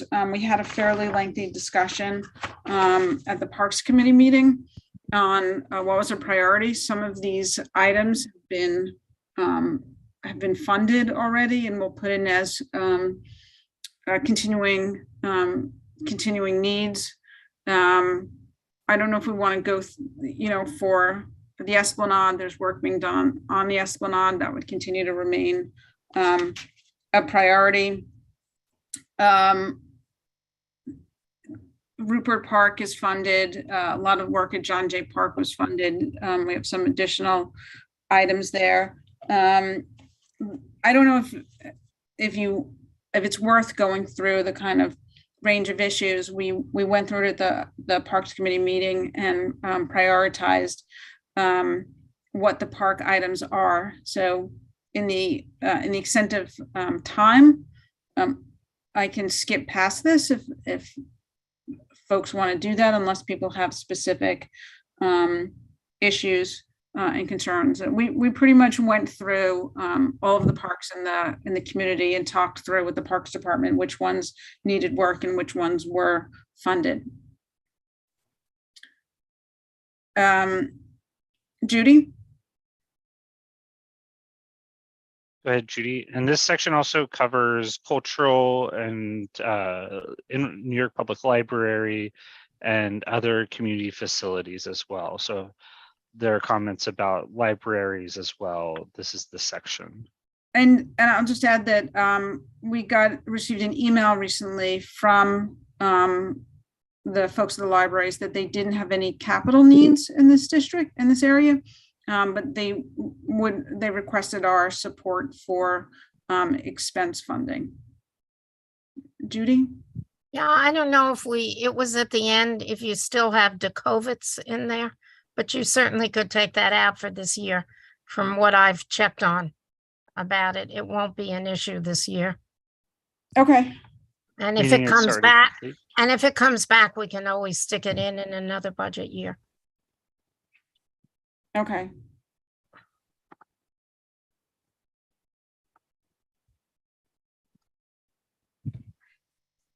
Okay. And then just to add as an educational item, trees and tree guards are capital items. Tree guards can be funded with capital dollars for trees that are up to 2 years old. For older trees, tree guards could be funded with expense dollars. So I know we've put that in as an issue, and to the extent that folks are aware of tree guards in the area that are in poor condition or missing or knocked over, if you want to mention them, that would be great. Tree guards can also be funded with allocations from council members, block associations, and other community groups. The Parks Department has a whole section for how to order them. Rebecca? I saw we had someone from the New York Public Library here. I don't know if they want to speak, but this is a big issue, a pet issue of Barbara. She always requested for more funding for our libraries. And I'm trying to find, I had it pulled up before, but one of the responses we got to a library request was also about a study. So maybe it's worth thinking about really responding in a different way to any response where they said we'd like to pursue this with a study, because studies haven't been done to my understanding. Oh, yeah. It was an HVAC system at the Webster and Yorkville branch libraries. So I'm trying to find the recent email from the library folks, and if anyone's on from the library system, we'd love to hear from you. Will, do you have that handy by any chance? I do see Frances is here from the New York Public Library, so I want to say hi to her and unmute her and see if she wants to go over any priorities that the public library has. Hi, everyone. My name is Frances. I'm the manager for government and community affairs at the New York Public Library. As Felice mentioned, there are currently no capital requests for libraries in the district. Our priorities this year is really to focus on children and youth, particularly on our teen centers. This past summer, we've added 7 additional teen centers throughout our libraries. So this focus comes really from our continued effort to mitigate the inequities that emerged from the pandemic that affected children and youth particularly. So our big ask for community boards generally, or system-wide ask, is for increased expense funding to continue to provide library services at the levels that we are doing, and hopefully increase more of So this past year, this past summer specifically, we carried out a few initiatives, pilots. So to Rebecca's questions about any studies that we're conducting, I think this coming year, we're focusing on really working with our capital teams, our programming teams to really examine the needs of neighborhoods, specifically with programming, early childhood education. One of the pilots that we've conducted, that we're currently conducting, has to do with our network wireless internet services. So the library this summer provided 5 library branches with broadband services. So it's really kind of the New York Public Library's internet services. So we installed antennas at a few libraries in Manhattan. Specifically, we did at the Seward Park Library. And this pilot provides internet services in a kind of a perimeter 14-block radius. So it's an effort to really mitigate the city's lack of internet services in low income and immigrant communities. So we're really focusing on that, but we're also made an effort to provide books to families. So we're happy to see that for fiscal year 23, the city council restored our expense funding, but we're keeping an eye out for FY24 and hoping that they increase our capital funding as well as our expense funding. And our priority, again, are on teen centers, building teen centers. Currently, the only teen room is at the 96th Street Library, and we really want to focus on bringing youth and teens their own space where they can make use of our college and career services, provide more tech and skill-based tools. So kind of provide the teen center that we're currently providing at the Stavros Niarchos Library, which provides state-of-the-art equipment. We want to replicate and make sure that all of our libraries have spaces for teens.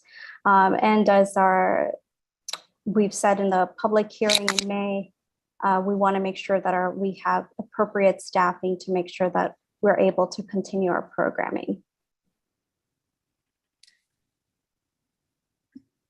Thank you. Is there something specific to, you mentioned the teen center at the 96th Street Library. So is there a capital need for that? So not currently, but our plan is to hopefully provide a separate space for our libraries. But our current capital, there are no current capital needs for the libraries, or immediate, or, Okay, and you wanted to continue the expense funding at the same level as this year. Are there specific programs in this community that we can reference? Yes, so we have our Teens 360 initiative. This is like I said earlier, this is the initiative that provides college and career readiness and creating spaces for teens specifically to access computers, tech, and college and career readiness specifically. Thanks. Rebecca, do you want to add something to that? Yeah, I just had a question. So within our top 10 capital funding requests last year was to provide funding for a ramp or other means of accessibility at the Yorkville Branch Library. Do you have an update on that? Yes. Because that's something, so I'd like to hear from you on that. Right. So for the Yorkville Library, we did have a request for that, but it has been funded. So we no longer need capital funding for that library. So you're going to be installing accessibility at the Yorkville Library? Yes. Once we get through the procurement process, but yes. And is that something that we should be listing as continuing support? Not currently, no. Okay. But if anything changes from now and October, we'll definitely follow up with more information. Okay, thank you. I think that's something we can add to our narrative as something we requested before, and we were glad to see it be funded. That way we're not listing it in continued support, but we're kind of keeping our eye on something that we've wanted for a while.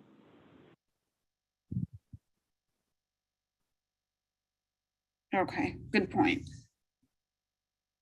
Okay, anything else here?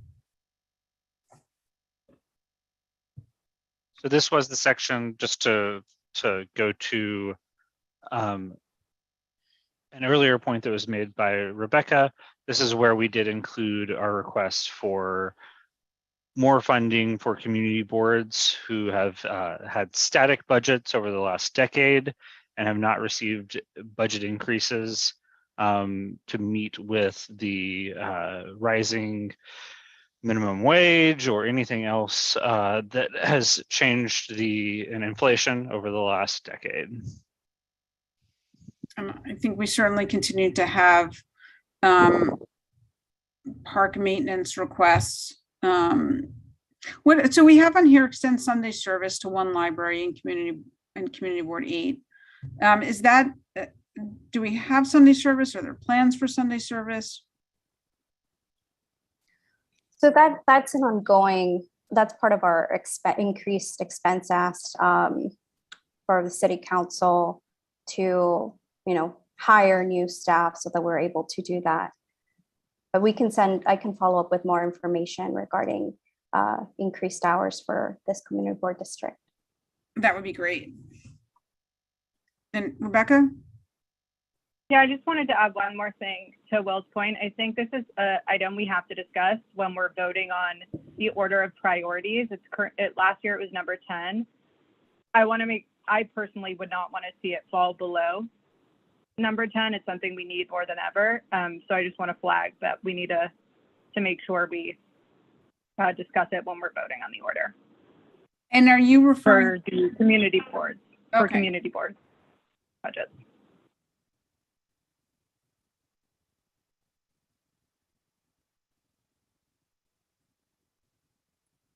Okay, great. So I'll put request to make that in top 10. Okay, anything else in this section?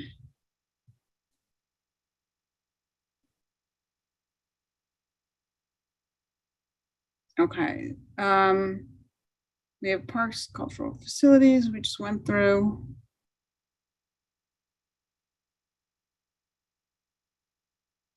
So the last section is other budget requests. This is where our requests to the Department of Consumer and Worker Protection, which was formerly the Department of Consumer Affairs, for inspectors to sidewalk cafes. We've had that for years and years and years. And then we also have other requests to the Board of Elections for more funding for better election facilities and machines and support staff and et cetera. These are both expense requests. Okay, so we talked about more funding for the sidewalk inspections. Do we need more for the Board of Elections? I guess that's for the voting task force to weigh in on. I'll say we still get complaints about, lines during busy election years.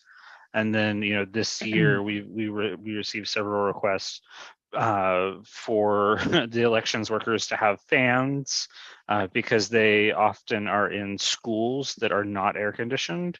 So there is still requests that we get, for better support for elections workers and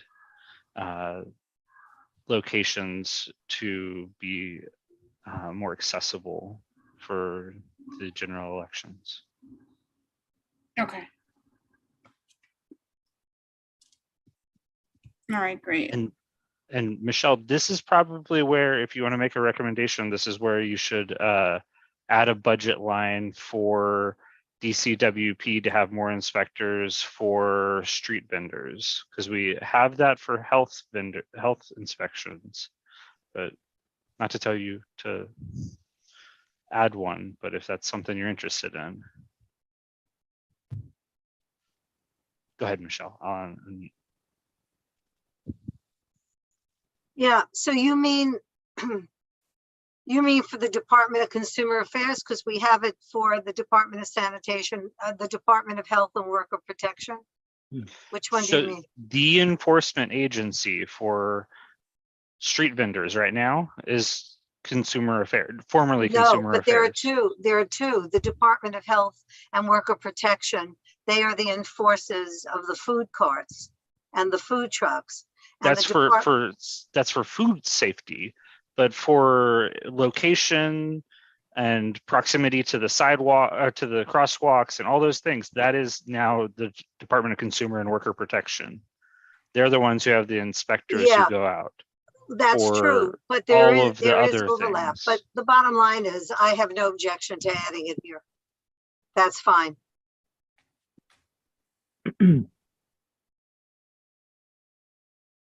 Okay. Billy, anything else you want to add here? No, nothing from me. Okay. So I think so we'll make these changes that were talked about, and I think at the next meeting in October, we can then go through the priorities, if that makes sense, and make sure that the order in which they're listed in fact reflect the priorities. Wait, I think Craig had something he wanted to add to the district needs statement before we moved on. Yes, thanks, Will. It was pointed out to me that I know I mentioned the Roosevelt Island Bridge and paving it for bike safety improvements. I also just want to mention the Queensboro Bridge bike and pedestrian lanes to make sure I know that that's a project that we've approved and that should be moving forward, but I think it may be, I don't know if it's technically delayed or not, but we are expecting the South Outer Roadway to be converted to either, I forget which side is bike versus pedestrian, but that's something that is a major priority. I would suggest that being included as well. Yeah, absolutely. Thank you.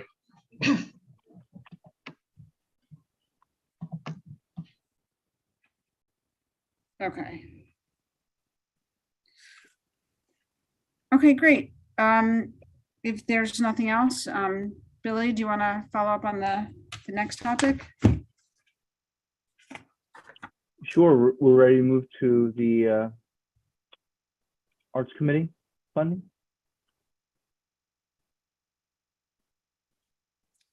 Is Alita here to? Or was it going to be Rita potentially, or was it going to be Alita? Oh, I guess Rita, since she has her hand. It's me. You've got only me. First Rita, of all, you have the floor. before we start, I must say this is a very impressive group. And thank you for taking such good care of us.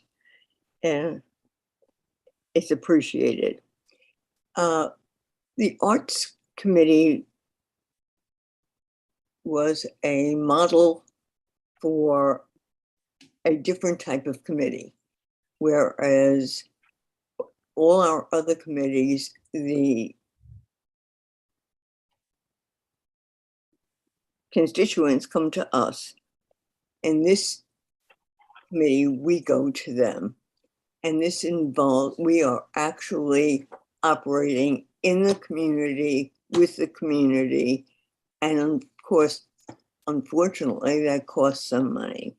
We operate, because of there's a time limit that it's outdoors, we operate in the fall and the spring. And we envision, we did 3 events so that we could give you the results and things that we have learned. We had an October art show, we had a June art show, and we had a tango class in June. We learned a lot the tango class was at Robert Wagner. It was actually cordoned off from the public, and we realized that we really are attracting the public because we have no way of advertising. So the first art show we had about 12 vendors. For the second art show, and word got around, is that we had 18 vendors. And we now realize that a dance, or which is part of arts, will be in a more prominent area. But the one thing is that we don't advertise, and we should advertise. If we are going to expand our reach into the community, we need to advertise it. And the advertising in our town for each of these events, our town and Patch for each of these events is $4,000. I gave Will something to put up, but so that you could follow. It's in the chat for everybody. Okay. And I want you to know that I have a macular problem, that it's 4,000, not 40,000. And that's why nobody asked me to do their budget. And the tables that we've had at the art show have been borrowed from my building. And what it is, the men have to put it up and take it down. And it's a cash. We give them cash. The cash has been coming out of my pocket. I do get it back eventually, like months later, with the help of Will and the board office. And they're also, the first time we did it, we provided easels. And the office absolutely turned the city upside down finding easels for us. But we looked into buying our own easels, and not that they would be up and taking place, but these easels all look like a folding umbrella, and they're about $15 each, and they're 62 inches high, and they're adjustable, and they don't have any loose parts. It's all collapsible. And so without having a budget, see, we have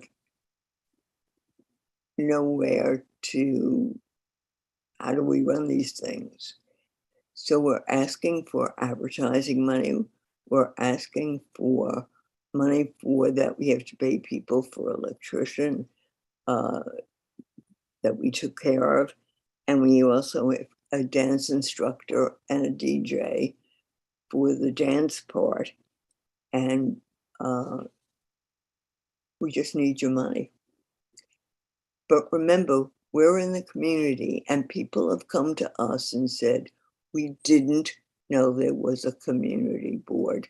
I know that you all have gotten that, but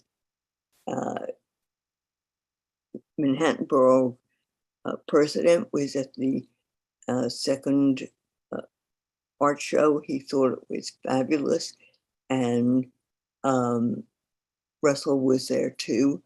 It really rocked the street, and it will be on Saturdays. We've learned a lot, and we need your help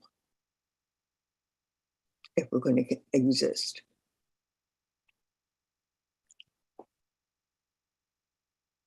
I'm passing around the cup.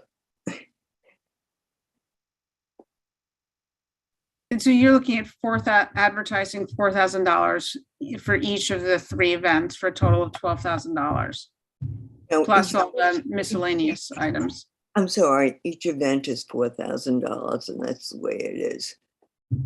That is our town and Patches, that's their fee.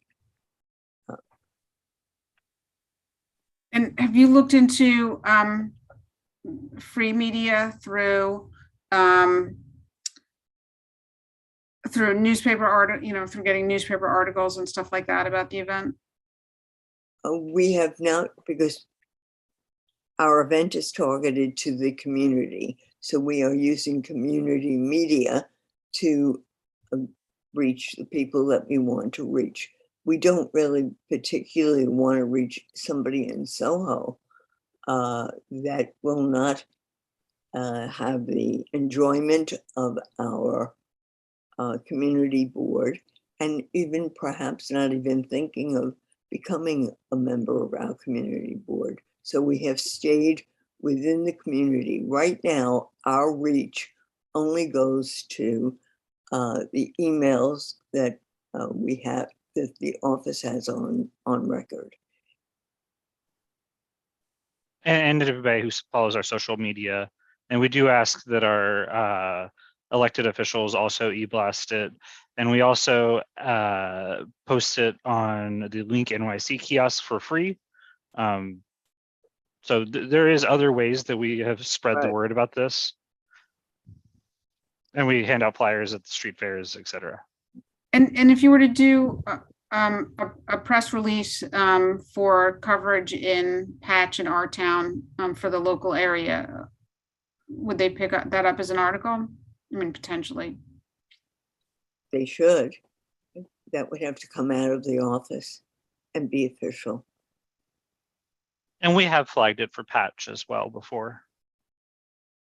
Not in an official press release, but we have sent it directly to the reporters at Patch to cover us. All the money for people to set up and break down the exhibit is all cash. And we list, as Will knows, we list exactly who we give it to and how much we give them. Yeah, and we've reimbursed in the past for that. Yes. At both events. And the city pays slowly, but they pay. Maybe I missed it. Do we flyer for this in the same way we'd flyer for a community board meeting? Mm-hmm. We do, but the same people who don't read the community board flyer don't read this one. That's not really a targeted, making somebody to say, well, I'm going to, on Saturday afternoon, I'm going up to the art show. The street, we have not needed any permit for that. And any sound permit on 91st Street has been taken care of by our management and has paid for the $45 sound permit. And before we go to the other board members, why the $4,000 total? Because I think one thing that was circulated among some of us prior to the meeting was the individual costs for running an ad, whether online or in the paper itself. Is there a certain number of ads, Rita, that you felt you had to run that results in the $4,000 budget? It's a quarter of a page ad in our town. That's their rate. And Patch, as you know, what Patch does, and they would give it to us. I don't know how many times they would give it to us, but I can tell you it has been a big success. I would say a 50% increase from one art show to the other. And everybody asks, when's the next art show? Mm-hmm. So this is a hybrid committee. This is a committee that is going into the community. We are working in the community for the community board. It's different. And as I said before, so many people don't even know that we existed. And we're spreading the word. So I think that has some value. I guess I just want to make sure I understood the $4,000 cost, because I thought it would be what I had read was $800 for a quarter page in our town. I just want to make sure that They I have quoted, they quoted, these were the prices that were quoted to Peggy. A quarter page was $4,000. I don't know whether it's negotiable or how many, it depends on how often you run the ad. Ours is just a one-time ad, okay. each event. Okay. I think Rebecca's hand is up first. Okay, first, I think what you guys are doing is amazing. That being said, the total cost for ads would be $12,000. We'd have to vote on an amended internal budget. That's way, I think, unfortunately, beyond our capacity. I think we should really utilize all of our elected officials as well as social media. And I'm also curious, before I could ever vote on that, on those ads, to see if we could get a much better price using Facebook and other social media platforms for advertisement, if that's something you were really interested in doing. I'm also curious about the cost of any like musicians in past events and whether you want to use that again. I just think, again, this is a perfect reason why community board funding is just not adequate. This is something I hadn't even thought of before, but I just think we have to really look at the numbers. And I think we got to get a little bit more creative, because 3 years on this committee, we just don't have that type of money to spend on advertising. And I'm curious if we can think about, someone brought up the idea of an article, get you and Alita to be interviewed, maybe some of the artists, try and get press for them as well. Maybe that's a free way of advertising in our local papers. I just don't think we have the funds, and I think it's going to be really hard to get this board to vote on an amended budget that's going to take away. We barely have enough to pay for our staff. So I don't want us not to do this, but I think we need to be creative, and maybe you can get a group of, I'm not social media savvy at all, but maybe we have some new young people. Maybe we can get them all in a room, maybe encourage them to join the communications committee and figure out a way to do this without spending that type of money. I don't know, Will, if you can send everyone what we voted on for our internal budget. I just really don't see how we could cover this that way. Yeah, so just give me 1 second. That was actually in the minutes of our last budget committee meeting. So our total budget that is personnel services and other than personnel services is this number down here, 257,000. Of that, 240,000 goes to personnel services to hire the 4 employees that we have. That money is all spent on personnel services. In the event that somebody leaves the office, then obviously the time between whenever they left and the next person is hired, that money is the difference year to year, but otherwise that is completely filled. So then our other than personnel services budget is $17,107 every year. Of that, most of this is set in stone and cannot be moved. Like, we would have to turn off our phones, we would have to give back our Xerox machine, we would have to somehow get the equipment to the from the office and to the office without taking a cab. We would have to turn off our website, stop doing email blasts, etc. All of those things are fixed expenses. And so for the most part, other than our general supplies budget and our local travel, which is dependent on how much we actually spend, and I guess our postage, those things could change, but really and truly our, other than personnel services budget is $5,000 more than you're asking for. And truly though, our actual changeable number of what we could actually spend, and this would mean we stopped buying paper, we stopped you know, if our router broke at the office, we couldn't replace it, etc. Our general supplies budget is $5,300. And just quickly, and then I promise I'll let someone else go. I do want to hear about the musicians because I'm curious about that.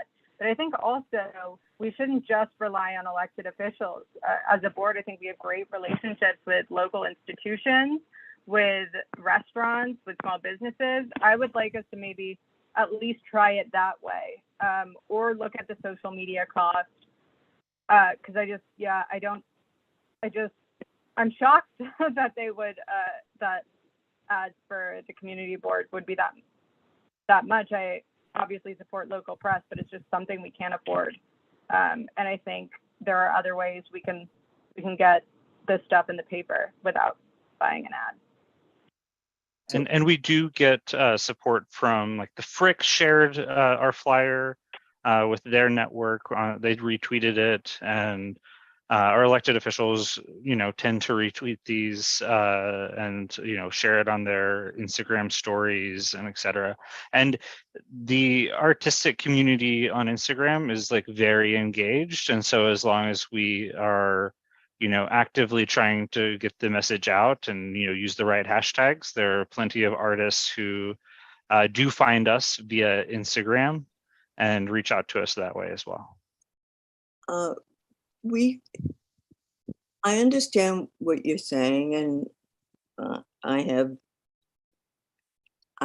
no problem with it. I understand it. Do we buy our own easels at $15 an easel and have it forever? It is the size of a totes umbrella that can be put aside, or do we have one of the people have the board office spend time looking for easels, then they get picked up, and at the School of Art and Design, they had to be picked up Saturday morning. The art show was Saturday, and then it has to be returned by Monday morning for school. They were very, very heavy. They were very cumbersome. And not all of them were working. And that, so do we buy something like that, which is not very much money? What do we do about the help? Those tables are huge, and this is a hill. Sorry. I think there are two separate things. I think the easels, I think no matter what, we have to vote on an amended internal budget just procedurally. That being said, I think buying easels, if we're going to continue to have events, is one question. I think even tables, we have other events. We don't really know what our in-person meetings are going to look like in the future. I could see a way that we could figure out something that would work. That would have a multi-purpose use. I think my immediate concern is just the advertising cost, because I just don't think we're funded enough for that. Well, I think we'll have to work around. The bottom line is, if we want this committee to exist, we'll work around and be creative, more creative than we have been. We try to be more creative than we have been. Right now, the office does the flyer, which is really a very big help. It's time consuming. Without the office backing us, I don't know where we would be. But the other items on the agenda, such as the dance instructor and a DJ, because you need music for dance, and electrical feed. The electrical feed on James Cagney Place is timed to lights. And when we need electricity we need that feed during the day, we have one of the maintenance men who comes and does that for us. We pay him, we give him some money. Now, I'm talking about, I figured it out to be $10 a table for putting them up and coming at the end of the day, knocking them down and putting them away. That's if it's at James Cagney Place. If it's not at James Cagney Place and it's other place, I don't know what we would do for tables. But remember, we're talking to the artists in our community. We're not talking to highly professional people who come with their entire setup. So what we really want to know from you is, do we continue what we're doing, and how do we do this?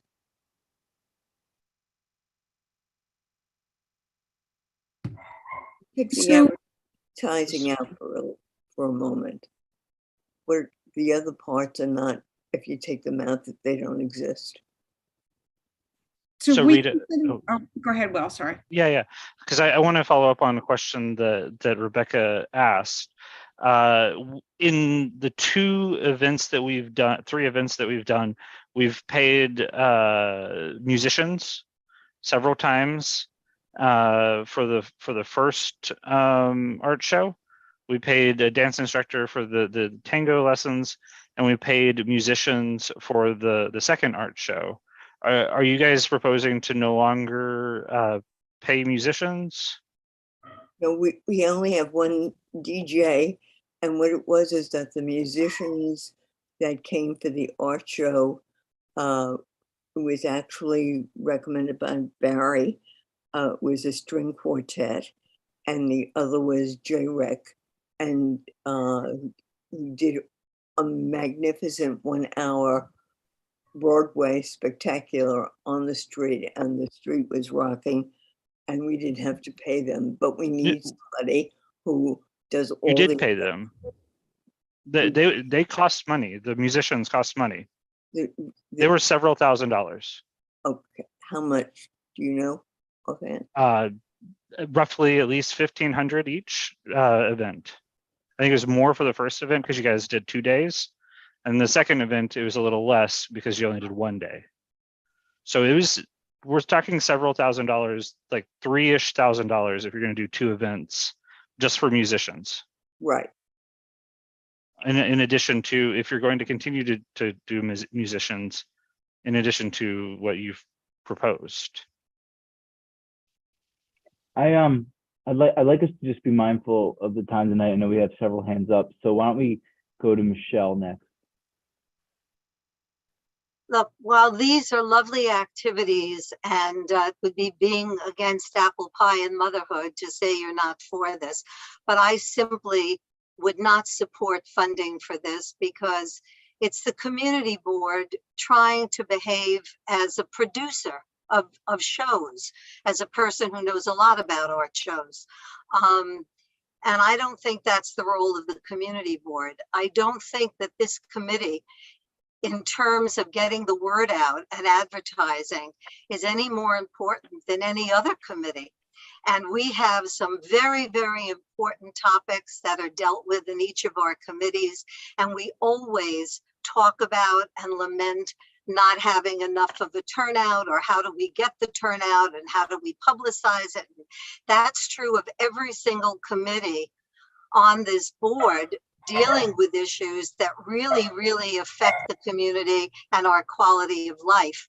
And we don't have an advertising budget. I don't see the benefit of singling this committee out. In terms of if you wanted to continue to do this, then you should have, for your setup and breakdown, you should have volunteers like we do when we do street fairs. If you want to have musicians or artists, they should come, and the publicity of them being there should be their payment. Most artists bring their own easels or their own print stacks.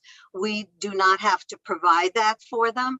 So basically, my feeling is it's a lovely gesture. It's a lovely community. I'm sure the events are wonderful, but I think that it has to be treated like any other committee, where we get the word out. We can use our tech committee. You can go to our CB8 Speaks. I mean, whatever free way you can do it. And then the people who are participants, for example, the tango instructor, my feeling is that because it was an opportunity to advertise herself and increase her profile and potentially her business, that she could have done this gratis and handed out cards and potentially gotten business from this. And that's how I feel you should go forward with this. With everything on a volunteer basis, and every artist and every musician is responsible for their own accoutrement, whatever it is they have to bring. I don't see expenditure worth. I don't think the board office money should be used from something like this. And this to me is a very big contrast of the next agenda item that we're going to discuss, which is our ongoing project. So from my point of view, I wouldn't support funding for this coming from Community Board 8. I understand where you're coming from. I can't say that I'm surprised, but those chairs and tables don't belong to anybody except my management.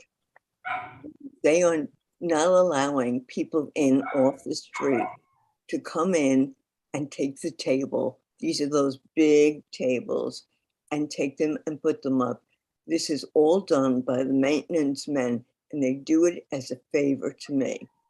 And the only way that I could say thank you is to take care of them. If we had to rent the tables. Now, the first year, we didn't say anything about tables. Nothing. Nobody came with anything. They don't have it. They just don't have it. Do we want it? Do we want to make it easy for them to do it? Do we want to go out and reach the community? I know you think that we reach the community. How many people really care about going to the transportation committee? If they're not, do you understand? Yeah, I do, Rita. I understand what you're saying. I'm not finished. That's a business. This is goodwill. It's two different entities, and I know that you understand that. Do you want it, or don't you want it? May I interject? Can I just respond with one point, Billy, please, and then I'll be quiet? Please. I think there's a way, if you want to continue doing this, that you do it on an all volunteer basis. I don't think it's the responsibility of the community board to pick up where an artist may or may not want to invest in themselves and bring their own equipment. I just don't think you're acting as a show producer, and I know a lot about that. And I just don't think it's an appropriate thing for the community board to do, to expense it. And if we can't do it, we can't do it. But if you can find a way to do it without financial support from us, where our resources are so minimal and we are so stretched, I think that you really have to take that into consideration. You have to use our tech committee, and to say that this goodwill, I doubt, and even if you could point to the number of people who have become community board applicants or have started to attend our meetings because now they know about us because they go to the arts events. I mean, we have people at our tables that sign up. I don't think we've ever done a statistical analysis of how many of the signatories actually end up coming to the meetings. So while this is good publicity and it makes everybody feel good and it's really nice and it's really good, and you may think people want to attend it rather than a transportation committee meeting or a landmarks committee meeting, yeah, but that has to do with their personal interest. Sure. And I don't know that we have to cater to that. Our other committees deal with very important substantive issues that benefit the quality of life of our entire community. But anyway, that's my feeling. And thank you for Michelle. listening. Folks, we have another item on zoning coming up, so we do need to sort of move along. I'm going to turn to Russell and Craig in a minute, hopefully for brief points, but I have to ask, when is the next art show, Rita? October. This October. Do you have the flyers have already gone out. Do you have an exact date? Or is it late October, do you know? I should know. I'm sorry. I don't want to give you the wrong date. October 15th. October 15th. Thank you. Okay. Russell, Craig, then Rebecca. Then we're going to turn back to Felice and myself to figure out what we need to do. Russell? Thanks. So, yeah, right, October 15th. So I think, like others, I mean, I would sort of separate the advertising from the other costs. I mean, I think, first of all, I don't think, you know, Alita had sent me an email which forwarded information that she had gotten from Peggy, which said that a quarter-page ad in our town was $800. So I assume that the $4,000 that is in the sort of budget request presupposes multiple advertisements, and I think that's the theory. But you know, regardless, I do think before, you know, what I would say is I think the attendance at the art shows has been good, and so I think, and we've also had good participation from artists. So I think it would be good to, you know, it'd be great to have more people attending, and it would also, and in particular, it'd be nice to have more artists contributing. But it seems to me that, you know, of all the sort of needs related to this, the need to get more people out is not necessarily the highest one, just because we've been successful at getting these. And I think as we do them increasingly, you know, the word will continue to get out and we'll get more people. So I'm not sure that we really need to get the word out more because the attendance has been good. But also I think we haven't exhausted all of the means available to us to do that. And I think the suggestion of a press release to essentially get an article, I mean, if we can get an article in these newspapers instead of, you know, doing it in an ad, you know, we will have accomplished the same thing at no cost. So I think that's really let's try that first. And if we need to sort of revisit it, we can do that. I think in terms of the other expenses, those, I think all together, the other expenses for the art shows have been pretty modest. So, you know, that's why we've been spending them to date. And that's why I think, you know, I mean, we'll take a look at the numbers, but I think the money is there for the other items just because they're pretty limited. And so from that perspective, I think it makes sense to do it. And I do think this is an area where, you know, for those modest expenses, we do get a lot of bang for our buck. Thank you. Thank you, Russell. Oh, go ahead, please. No, I just wanted to ask a question, Russell, for the modest expenses. It looked to me like we were looking at under $500 per event. And that's if we bought the easels based on what was provided. Is that correct? So I'm not sure if they have included the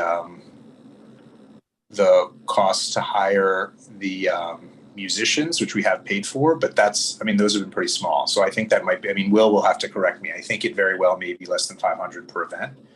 But I'm sorry. It's honestly, I would say like 1,500 per event, averaged out, like between 1,000 and 1,500, because some of the musicians we paid, you know, $750 to, and then still had 2 more musicians. And we had musicians at the art show? Yes. 5 performances there. Okay. Yeah. And they were well received. Everyone loved them. Everybody said nice things. Craig? Russell, were you done? I think I interrupted you. Okay. No, that's right. Are we seeking a resolution? If I wanted to make a motion to disapprove the advertising funding, would that be reasonable, or do we not need it for if we're not looking to spend it? Do we not need to call that out specifically? I don't think not to do it. I don't Yeah. think we have to take action, but Felice may disagree. Well, I think Rebecca has a strong view on this, and I also think that we need to take it, to look at it in connection with the zoning and development request. I don't think we have enough Okay. flexibility in our budget to look at these independently. Okay, so then I'll leave that, but I'll just state my my agreement with those who were not supportive of spending a large chunk of our budget on advertising. I think I agree wholeheartedly that we could find many more creative manners to get the word out.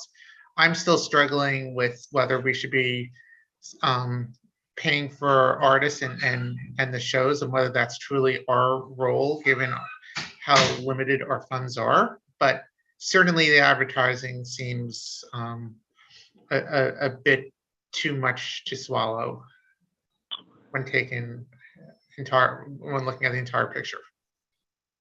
And Felice and Billy, I think we should have prefaced this with, since we passed the original budget in May, June, we did receive council discretionary grants. And so the budget that we approved back in May did not include these 2 discretionary grants. So I want everybody to see them. Both of our council members, we are very appreciative if they're hearing this, or if any of their staff are hearing this, we thank them for this money. But we did receive these 2 discretionary grants. They are in line with what we've received in previous years. You'll see the description for the funds, and that which lines up with what they have historically given us these funds for. And by they, I mean, Minin is giving the same amount that her predecessor Keith Powers gave. Her predecessor Ben Kalos gave, and obviously Keith Powers has been giving this amount for several years as well. It's not meant to be relied on that we will always get it, but each year we do get it, and it is money that is in addition to the number that I showed earlier that was at the end of the May 22 budget minutes. So sorry to interrupt. No, thank you. That's very helpful. Okay, I think it's me. So if we take out the cost for musicians, and if we take out the cost for advertising, the Autumn Art Show, according to what we saw on our screen earlier and what was shared, would be $385. I don't think we need to vote on that. I do think we would need to vote on future items. That being said, if we're going to pay multiple, I think even 500 plus for an individual musician, we need to vote on an amended budget, even if it has the discretionary funds. I think discretionary funds should be voted on by the full board as to kind of how we spend them. I think the other option is, if that's something that's very important to the committee, we could maybe have a special, not a special meeting, a budget committee meeting. We can try and fit it in before the next land use meeting. That would be cutting it really close, but that's an option. I just don't think, I know we have another item on the agenda. I just don't think outside of the 385 that's listed there without the musicians, we can vote on it. We can approve it without a full-on vote just because of our limited funds. I don't know if that makes sense to anyone else. And I think we should maybe have another budget committee meeting soon, so we're not dismissing their request. I don't think procedurally we can approve anything more than that.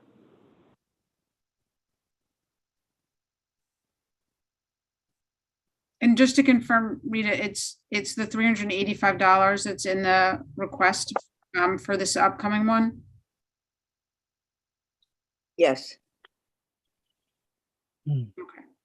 And actually, can I just ask, because I don't think it's very clear, if I could be free whatever the Saturday or Friday and set up and knock down the tables myself, could that alleviate the cost, or do we have to use this other?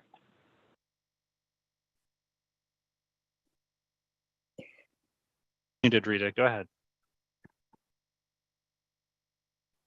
You have to understand that we don't own those tables. I can't tell management who's going to come in and take those tables. They won't allow them out. It's the management, it's maintenance people in the building who take the tables out are responsible for them. And I do want you to understand, first of all, I want to thank you for your support. Easels are a one-time purchase and they get kept and used over and over again, not only for our committee, but for any committee. So I just want you to keep in mind that if those are not tables that we're renting, that we could say who could do whatever they are. I am getting those tables free. But part of the deal is that the building is responsible for it. So I don't have that luxury. If not, we don't. And just as a last point, I think, I think it's fine for this upcoming one. I think it's important that we don't leave them completely stranded in the dust, but maybe we can look as a budget committee into how much tables of that size would cost. I really do think they might come in value in the future. I don't know, but it might be worth looking at. You have to keep in mind where you're going to store those tables, who's going to get them from wherever the storage is to the place. I mean, I don't care where the tables come from. We were just lucky. And to be very honest, our first event was right before the election event. We used the election people's tables because we had no idea that we would have this onslaught. So if the tables are used from Knickerbocker Plaza, that's the deal. If they're not used from Knickerbocker Plaza, I don't care what you do with them, but they're quite expensive. And where are you going to store 16 tables and transport them to and from the event? So that's just something to keep in mind. And again, I want to thank everyone for your support. I know that this is a fun thing. I know that this is a different thing. I know that this is, but it is a community activity. Okay, and Moet? I know we've gone on this item for a while, so just a couple of really quick points. First is, in general, I think I disagree with some members on payment for artists. I think in general, we should pay for their services. We should pay for when people do services for us, but this is also their livelihood. So that's one. Two, I do agree with trying to use alternative methods for advertising, including social media, including different newsletter feeds, listservs that may be out there that we can access, et cetera.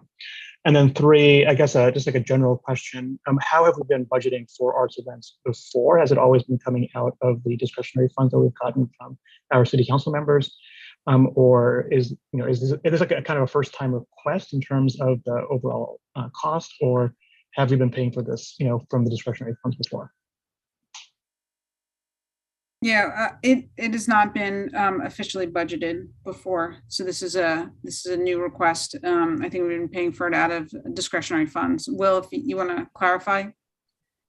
Yeah, so the Arts Committee was founded following the beginning of the pandemic, I believe, maybe just before the pandemic.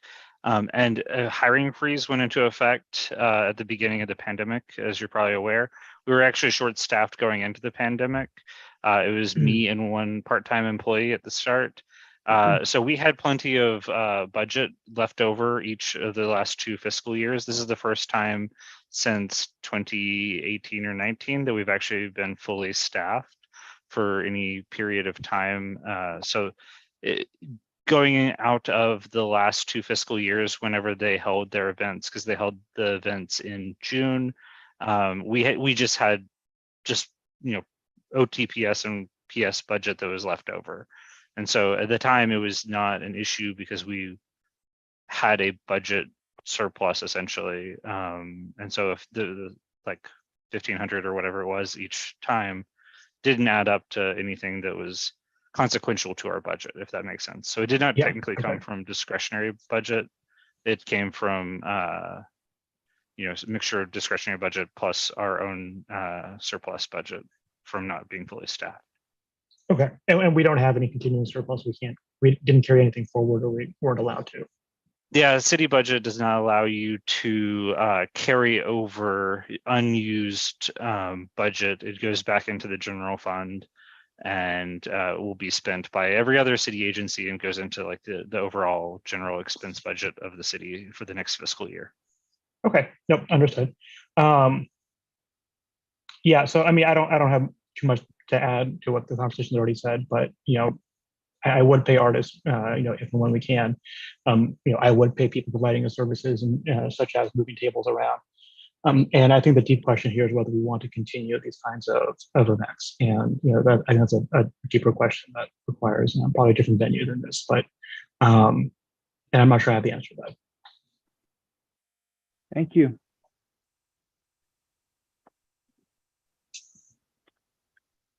Now, I know we've got a few more hands up, but please, I'm not sure if we want to start moving to the next item shortly. Yes, I think we should. Yeah. Okay, great.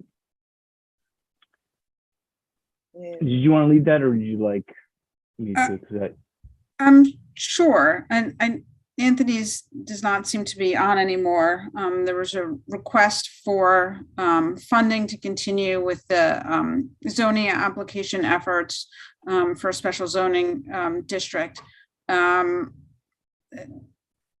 Michelle or Elizabeth, do you want to talk to that issue? I thought Anthony wanted to bring it up, but I don't see him on the call. He had to leave, unfortunately, but Elizabeth is here. She's unmuted as well.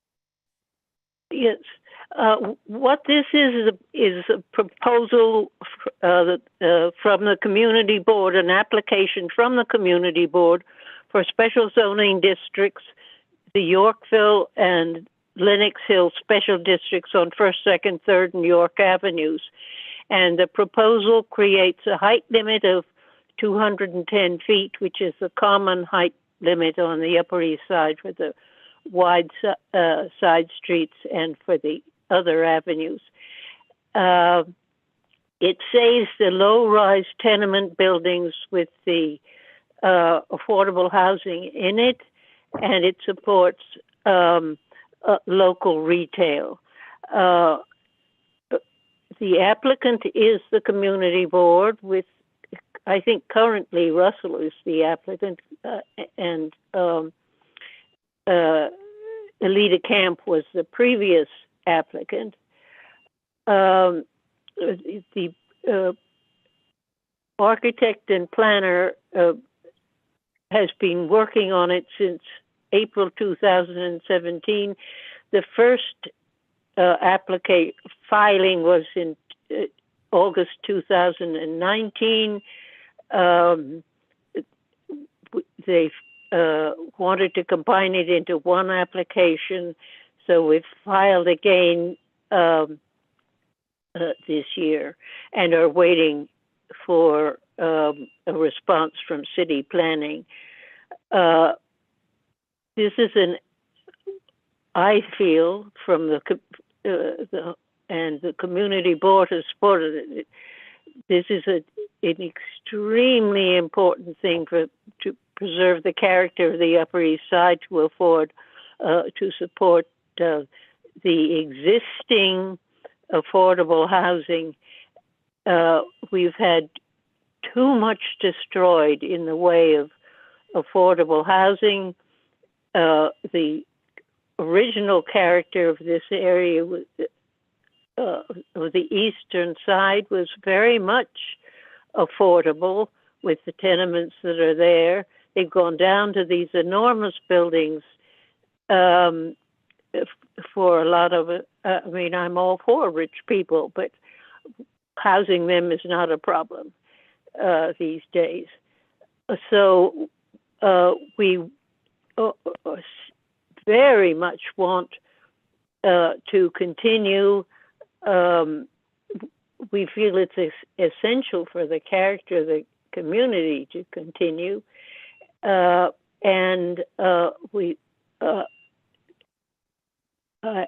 have to pass a message from a leader who couldn't be here, who's the former chair. She said she very much supports this proposal and funding the planner.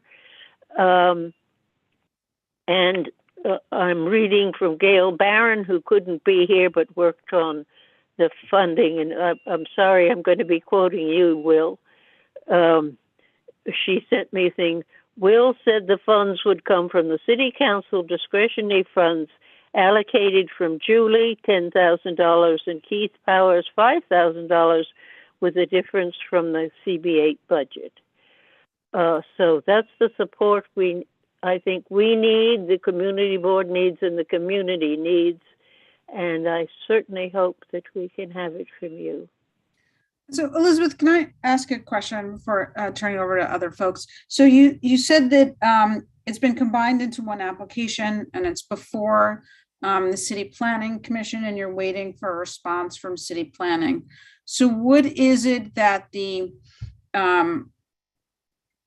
architect or engineer, or whoever it is who's handling this for us, what is it that they would do next year, and have they laid out a budget on what is needed and why?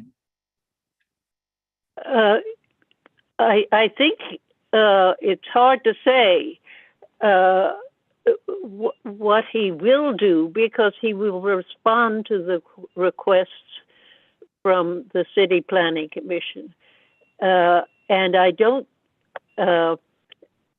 he's exhausted the funds. They were exhausted, and he continued to work without funds for a while, but can't. But as someone who's been through this process a couple of times, you cannot say what you'll do, because what you'll do is what City Planning tells you to do. And when I did the Madison Avenue height limits, which this was years ago, 30 years ago, the Department of City Planning obstructed it the entire way, and when they couldn't make work for us, they managed to lose the application twice. So I can't say what they will do, but I can tell you from experience of doing it that the $20,000, and it won't end in a year, but that's what this money is for. But I can tell you it's a great deal of work, and I had a planner for that. That, and our committee has been very helpful. And will continue to be, but I certainly can't tell you what he will, what he'll be asked to do. And do we get a report on the hours that he's worked and what he's responded to questions from the City Planning Commission? So there's documentation that goes with the budget request. Sorry, do we get from the planner reports on what he's done and the hours that he spent? The office has that. Okay. So I don't want to take this up too much time. Rebecca? Yeah, sorry. I think we're going to need to turn to Will a little bit for the history, because I don't fully understand it. But, what I was going to say just quickly about the last thing is we do vote on how we spend excess funds. We voted as a committee to spend them on providing video conferencing resources like iPads to people who didn't have access, who were on the board. So I think, and the interesting thing about the controversy of this issue is, at least in 2019, the full board did support this funding for the consultant. I'm not going to get into all the details of how much we're allowed to spend here and there, but we did actually, this was included in the budget. And I think maybe as a committee we should have updates about how we use excess funds, et cetera, in the future, because this particular consultant topic is complicated for other reasons. But at least originally, I think maybe it was voted on and people didn't fully realize it, but it was approved. I think that's something we just have to be a little bit more careful on in the future. Okay, thank you. Michelle? Yeah. Well, I'd like to make a resolution to approve and then speak to it if someone seconds it. And it would be a resolution to approve the budgeting from the community board. And so that would be Rita has seconded. the 10,000 and 15,000, or to go Well, with that's they're giving us, so I don't think we have to vote on whether or not we're going to accept it. I'm assuming we'll accept it. I mean that the resolution is to bring the balance from the community board. And I'd like to speak to it. I think Rita had seconded it. This is something that benefits the whole community. The community board voted that they wanted a 210 height limit on York, First, Second, and Third Avenues. Currently, there is no height limit on those avenues. And if you look at the construction that's going on around the city, and I'm not anti-development, but I am for reasonable development and development that's appropriate for the community. If you look at the tenement houses that have been torn down and you see what's replacing them, 30, 40-story buildings that do not necessarily have any percentage of affordable housing in them.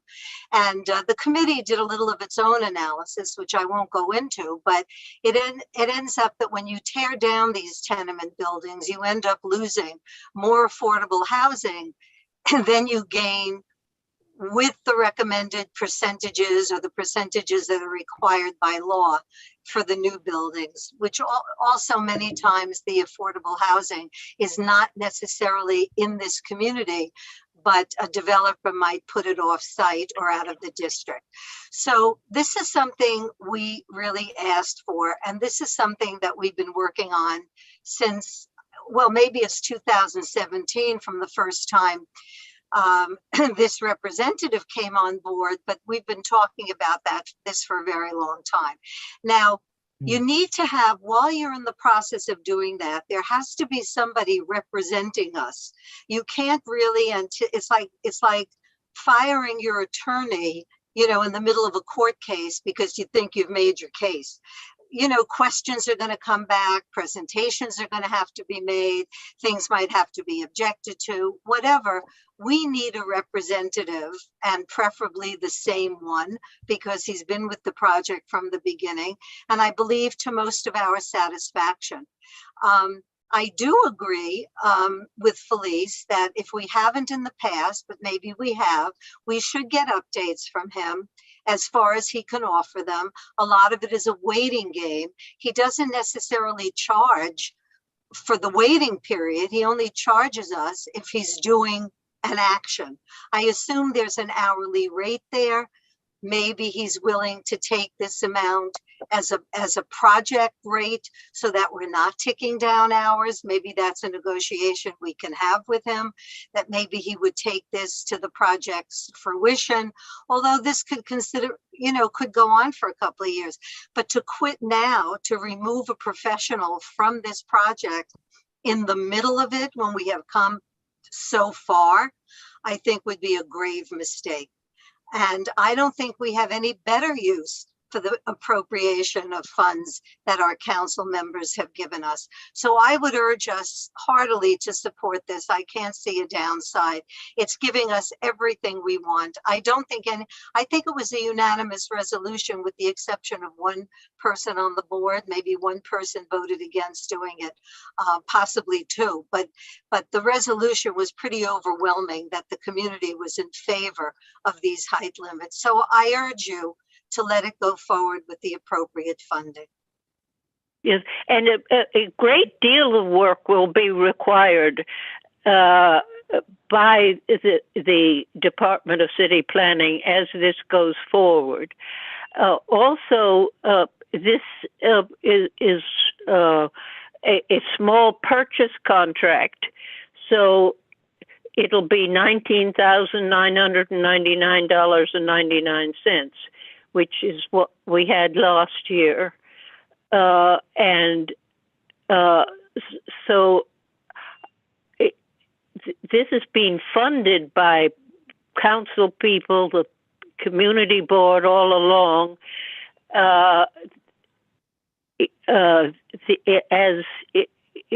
If we have 10,000 from Julie and 5,000 from Keith, it's only 499, whatever it is, from the community board, and I think it is so essential. We've been losing everything there. It can't happen soon enough. We're losing the buildings. We've lost the tenements. That Wankel's Hardware. That was the last bad news. All those affordable housing went, and so I really think that this is something the community board has wanted all along and rightly, and the community wants all along and rightly. So I really hope we can support this. So can we go to Craig, then Russell, then Billy? Yes, hi. I guess I have a number of questions and comments. My first is, can we just clarify you mentioned the $10,000 from Councilmember Menon and 5,000 from Councilmember Powers, but I thought the description for the Keith Powers funding was not for this. I thought the planning funding was from Julie Menon and Keith's funding was for other uses. Is that correct? So the funding description that is the description that is associated with the funds in Schedule C, which is the budget document that the city approves, described the one from Councilmember Powers as funding will provide community outreach between the board and its constituents and share information regarding government services. And then the $10,000 discretionary grant from Councilmember Julie Menon was described as to fund an urban planner to review applications and report to the community board's land use committee within Council District 5. And that's consistent with the way it was worded in previous fiscal years from Councilmember Kalos. And how much of that 10,000 goes to George Janes and what services he's providing us? You guys need to consider what you want to spend both of these things on. So that 10,000 is in part George Janes funding. It could be. That is how Community Board 6 and Community Board 11 spend their version of this discretionary grant. Right. I guess my question is, if we were to utilize this for the consultant for the rezoning, would that result in George Janes not being, his services not being funded, or would that come from a different portion of our budget? Just want to make sure I'm understanding this correctly. It would have to come from a different place in our budget. Okay.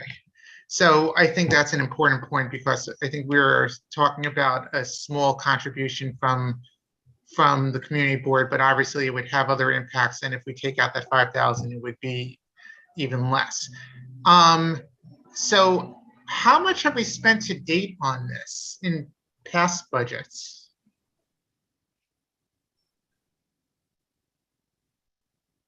Is that a me question? It's for whoever can answer it. I would believe that it is something around the $70,000 mark. And CB8's portion of that 70 is that CB8 alone, or is that CB8 plus other? That is CB8 plus council discretionary grants. Okay. So as was mentioned, the maximum that we can fund any individual city vendor is the right word, in any year is $20,000 unless we go through the city's RFP process to go from what is called a micro purchase to a small purchase. All this is guidance that the city controller's office dictates to all city agencies anytime you're spending taxpayer levy. Okay, and then I guess my next question would be more for Elizabeth, and that is, what is the expectation for additional expenses that would need to be incurred both this year and going forward that CB8 would be responsible? This is just for this year. Right, but I'm looking forward beyond just this year, because I think we need to have a sense of where this is heading. And are we going to be subject to having to go through the seeker process and have to support an EIS or some sort of environmental review that a consultant would have to do?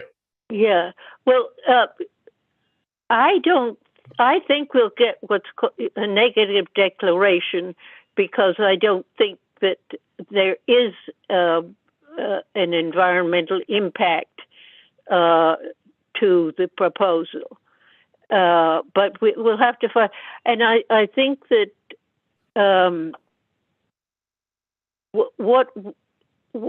when we know where we're going forward, we're waiting to hear what they want next. Then we will work with the planner and see what we can do as a committee, because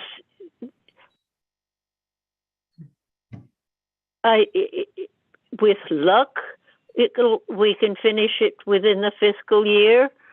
And you're asking me to predict the future, and I'm not good at that. No, and I understand that, and I'm not trying to ask you to predict it. I'm just trying to get a sense of what we can reasonably expect. And I'm not so confident that we could just assume you would get a negative declaration and avoid that. I guess my understanding is that as a corollary, as a comparable situation, the Sudden Place rezoning project was a very costly project and required a large amount of expenditures, and that wasn't performed by the community board, but the community board obviously supported it. But I don't know if anyone has any information on that. But well, I know people who spent a huge amount. The one other zoning, no, I did one other, but they say the Madison Avenues had a planner. It was a long time ago, and his fees and he agreed on generous fees, was $10,000 for the whole thing, but that was 30 odd years ago. So maybe that's 20, 30, 40,000. But it really just depends upon what you can do, what they can do, what you're asked to do.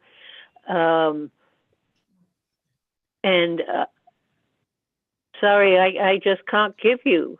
No, that's fine. I actually do know that number, because I was working in Dan's office at the time, and it was $2 million that the IRFA had to pay for all parts of the rezoning.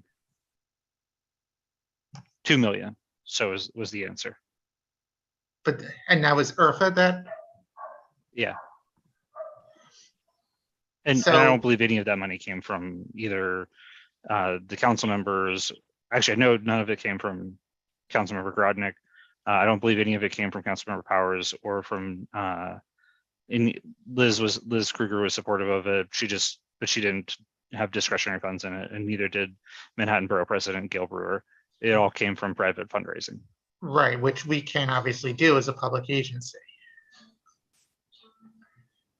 correct? That is correct. Sorry, that was rhetorical, but no, It we are a was city rhetorical, agency, but and we cannot do fundraising. right. So I guess that's sort of where I'm going with this also, that if we get to the point where a large investment is going to be made, we're going to need to transfer over the responsibility for this project. And I think now's the time to really consider what the future may hold, even if we can't predict it.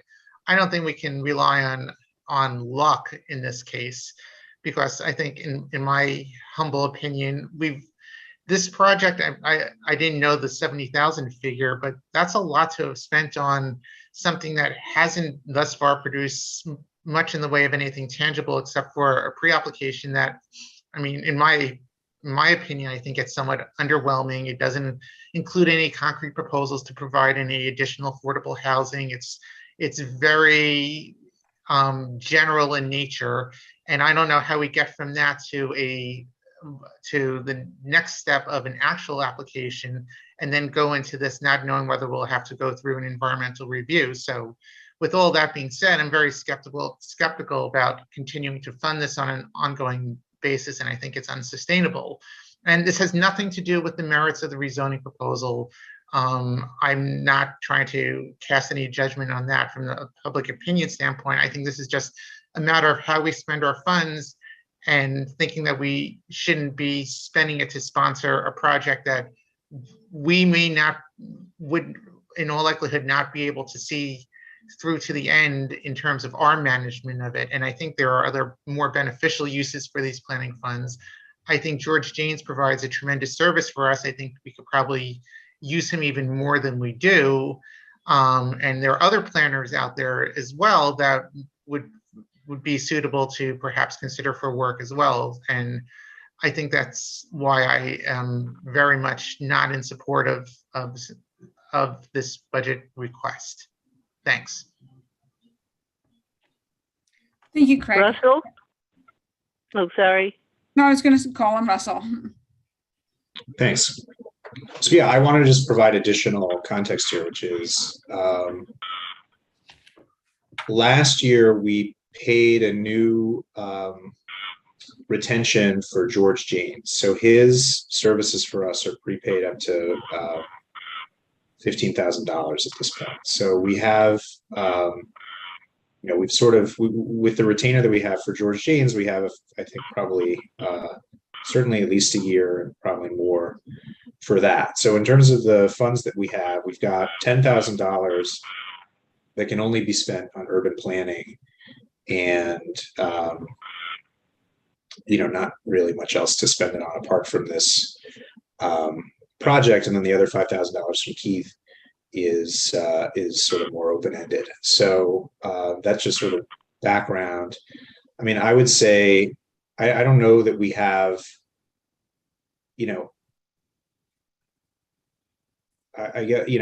I think essentially we've just got money in the budget that sort of is available for this project. And again, I mean, not really, it's not clear what else we would spend it on.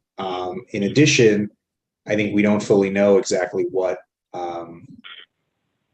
the need is. And I think it would be good to have more information about what exactly is going to be needed for the coming year. I mean, I think it's not unreasonable to say that, we could get some sort of a proposal from Tuck or something along the lines of that, just to give us an idea of an estimate of what might be needed before allocating more money. But again, I'm also not sure that we really need to allocate money immediately, because of the fact that we have this money essentially set aside, that we don't really have anything else to spend it on in the near term. So I guess my view is, we sort of need to get more, number one, we have, at least some of the amount of the requested money that's sort of freely available. At the same time, I think we just sort of need more money. And I don't necessarily think we have to make any kind of a concrete decision now. And it would be good to have additional information to help us know what to allocate.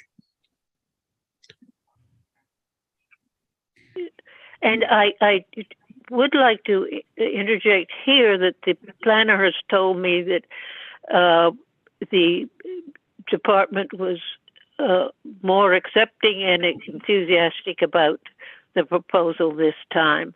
We have a better Manhattan office than I had when I was working on the others. So but I think to stall at this moment would be a tragedy. And if he were there, if we had the planner, we would press the the Department of City Planning now, which is where it goes, where it is, to expedite this. And we have the support of our elected officials for it. And I think to change horses in midstream to another planner after 7 years is insanity. And other people can help, but I think we ought to proceed as we are right now. Anyway, sorry. Yeah. Yeah, Michelle? let me just add one thing. I mean, my view, I mean, I didn't understand the notwithstanding Craig's comments, I mean, my impression was that we weren't necessarily, it wasn't going to be a question of whether or not to continue. I mean, we've already submitted the application, so it's there, or the pre-application, and the sort of course of it will be what it is. It's just a question of what's the next phase and what's needed in terms of the planning needs for that. And I think it would be helpful to know that, but at the same time, we have resources available for that once I think we know that. Thank you. Next, Michelle, and then Rebecca. Yeah, let me just address Craig's comment that we don't know what else is associated with this. When we decided to do this, when we proposed this resolution, we purposely made it very specific to the height. And we didn't add anything else because we thought that would complicate it. We didn't talk about how much affordable housing it would yield, what the retail would be. We purposely made it to the 210. And by recommending that, it sort of surmises that by doing that, you'll better be able to keep small retail, and that you will be better be able to keep affordable housing. So, that was the reason. Now, in terms of that we might need an EIS or an EAS, I don't think that's likely, as Elizabeth had said, because we are not asking to be overbuilt where we need an EIS or EAS to determine whether or not that's feasible. We're asking to limit height limits. We're putting it at 210. To have an EIS or EAS on something that does not infringe on the community because you're not overbuilding would be highly unlikely. So there's good support from the preservation organizations as well for height limits, albeit they each have different suggestions. But there's a lot of money being put into getting a height limit on these 3 avenues. And I think we would be really remiss not to continue this work and to work towards that effort. It has the support of the board, it has the support of the community, and it has not this particular height limit, but height limits on those avenues have widespread support from all of the preservation organizations and from our elected officials, in addition to the board and the public. So to sort of, quit midstream over this pittance amount of money, it just seems to me that it's the wrong path to take. I would rather err on the side of success than dooming us to failure at this point. I don't think that's a wise thing to do. Thank you. Okay, so we have Rebecca, then Rita, and then Billy.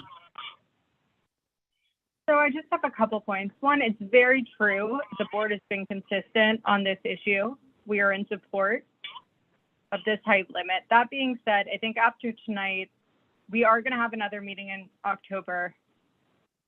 I would like to be able to see a memo of a written plan of deliverables so we can just, so we'll never have to debate whether or not this money is worthwhile to be spent in the future. I think it is, I know we have the discretionary funds, but it is still so much of what we're allotted to spend each year. I think that we need to understand what we're going to be getting tangibly in the future. Because I think we've been paying for this consultant since I've been on the board. And while I really appreciate the work and the mission, I've never read anything, any tangible document. And maybe it's because I'm not as active on that particular committee, but I think we should take advantage of the fact that we automatically have to have another budget committee meeting in October to fully flesh out kind of the deliverables that we're going to get from spending this amount of city money on something that I've just never seen any written. We have the before. application. If you want that, the committee has the application. Yeah, but I think it's been so many years that I'd like to almost, like, shouldn't we be getting monthly invoices or something from someone like this, Will? Do you know? Shouldn't we? Yes. It was written into the contract that Tuck we never got them. Signed. He sent one set of timesheets, if you will, at the very end of the contract.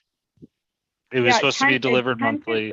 It was not delivered monthly. It was delivered only in one bulk at the end of the contract. And that has been consistent every fiscal year. Because, I mean, it's already a problem if timesheets were already sent in bulk, but timesheets don't say what he's produced. And I think we should have had a monthly invoice for the past 3 years.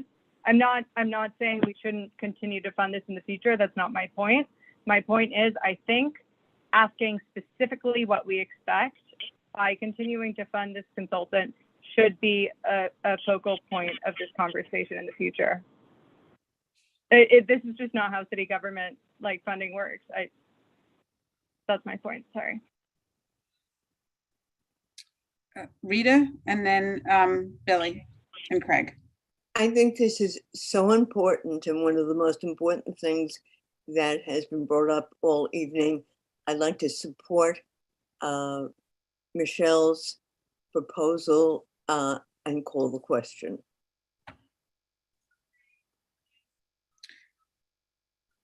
So just so I understand and check the process, because is it a formal proposal that we have to fund, to allocate the city council money plus discretionary funds to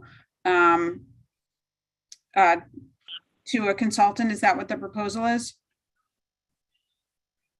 Yes, in other words, to continue the funding so that he can continue the project.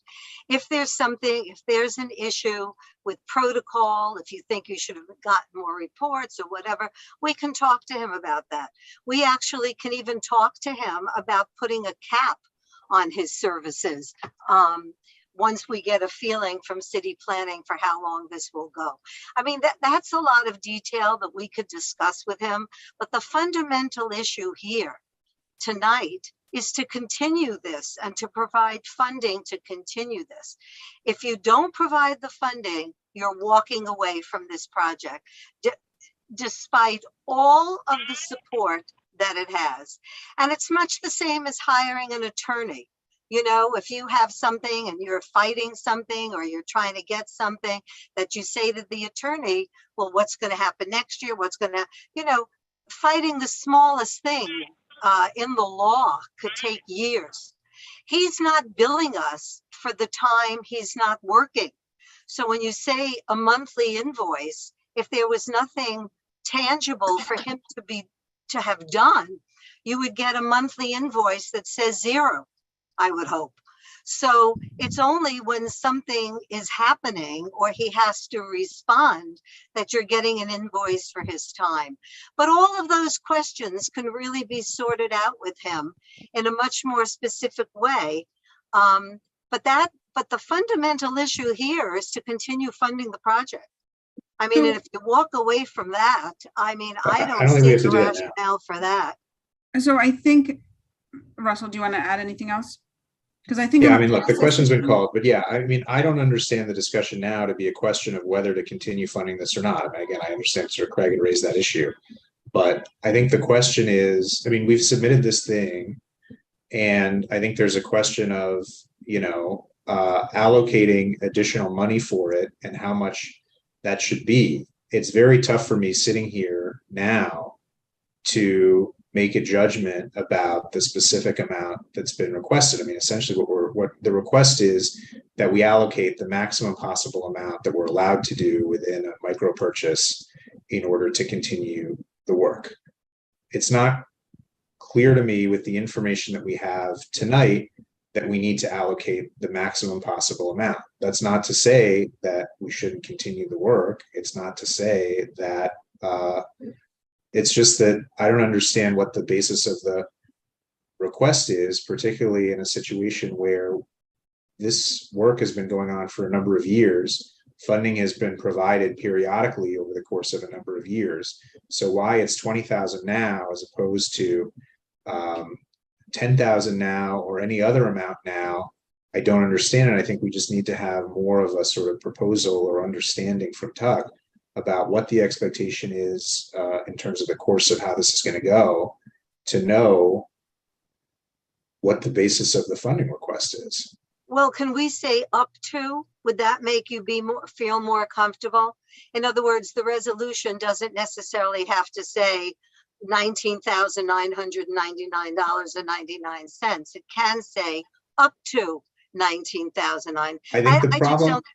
I don't see the with up benefit to, of postponing. Yeah. The problem with, well, I guess I don't see the need to, okay, so the problem with up to is you're still having to set that money aside. So for budgetary purposes, you're still, you know, you're still losing the use of that money effectively. That's the first thing. The second thing is, I don't understand. I mean, for example, if we asked Tuck to come back to us at the next budget committee next month with some proposal for what the expectation is and what we're going to need, I don't see what we're losing. Like, I don't think we have any information about what's happening in the next month that Tuck would theoretically be doing. I mean, I frankly, I don't know. So that's, I think, the question is, and so I don't think that if we don't allocate some amount of money tonight, I don't think that means that the project stops or ceases or that we walked away from it. I just feel like I don't have any information on which I could base my vote to do this. I just don't understand. You know what, Russell? You know what I mean? We just need more If we could do a information straw about what is poll, required. I don't want this to fail. So if we could do a straw poll, if this is not going to pass, I'll withdraw the resolution. I would move to table it. I mean, I think that's really, frankly, if that's all right. I just don't want to turn down. It's something so important and so valuable and that so many people support. But if this committee tonight is not prepared to go forward, then either move to, or I'll just withdraw. You don't have to table it. I'll withdraw the resolution and we'll make it like it was a discussion for tonight. Okay. And can we say that our next discussion will be at the next? And this is meeting? I mean, that's my view on it. Is I just at a minimum, you know, I want to know. I think we just need to know what it is. Do you want to invite Tuck to the next budget meeting and ask him to have information for us? Sure, I think it would be, but I also think we should get. I mean, let's have him submit something in writing also. Yeah, I think so. Michelle has withdrawn the resolution, at least as I understand it. So Rebecca has her hand up, both hands, the physical and the non. So I'll let her go. And then I did want to say something briefly on this, but maybe I'll spare you all. Rebecca, go ahead. I really appreciate you withdrawing the motion. I think we have two things that are important. Number one is, according to Will, it does seem like we did request monthly deliverables. So I would like to have an answer the committee can give to the full board as to why we haven't had that in the past. And I would also like to make sure we have a plan for the future. I've never worked with him before. So I think maybe the land use committee, zoning and development can make sure to speak with him before the next budget committee meeting and have an answer to why we didn't get what was written into the contract before and what we expect in the future. That way, this will only be about whether or not we want to continue to support this effort and not about the nitty-gritty details that I think a lot of us might be worried about. Well, I don't think we have to hold him to task as to why he may or may not have submitted an invoice in May or in June in the past. I think what we have to do is be positive and ask him what we want going forward. I don't think we need to bring him before us to chastise him. No, not to chastise. I think we should just ask him what we want going forward. This has been controversial, as we know, in the full board. And no, it hasn't I think we should be able to. May I just jump in? I think. Yeah, go ahead, Billy. It hasn't been controversial. It's been fully supported. In the interest of time, and I'll try to keep my own thoughts very brief. But I just think, look, any board member of this committee or any board member, period, has a question about how this money is being spent, what the process is, et cetera, I believe is entitled to at least ask the question, hopefully get an answer. So there's no reason, in my view, we can't just put these questions forward to Tuck. And if he has an answer, great. If not, that's helpful. And then there were other things I wanted to say, but I guess I'll just boil it down to one, which is, I don't understand how we could allocate money in the budget almost as if it's like a retainer, it sounds like. And the idea being that at least we're keeping him engaged in some way. Our budget money does not roll over. So if he doesn't end up having any work to do, that sounds like that's money we've allocated that has essentially gone to no use beyond keeping him on a retainer. So one of my questions for Tuck is going to be, what do we really have to do here? If there's no work in the coming year, is it $100, $500, $1,000? But we should get very specific about that. And so let's separate the merits of this proposal, whatever your views of it, from the process, and let's tighten up our own process as a community board on how we budget. I think that's going to be the thing I'm most interested in next month. If he comes to our meeting, it's understanding, what does he need from us, and how can we have a rigorous process where we're actually being smart with the money and not just allocating money that doesn't end up needing to be spent, is my view. I suppose we have Craig and Mohit have their hands up, and then perhaps we'll be able to have a motion to adjourn. Craig. If I could just jump in, sorry, before Please. you go on, Craig, and I apologize. I think we also need to look at, and it's not getting into the merits of either one, but the available money we have beyond the 15,000 allocated, as well as the arts committee request, and how that gets prioritized. So I'm sorry, Craig. No, that's fine. Thank you, Felice. I agree. And Billy, thank you for your comments. I agree entirely with what you said. And I just want to clarify in case I caused any confusion.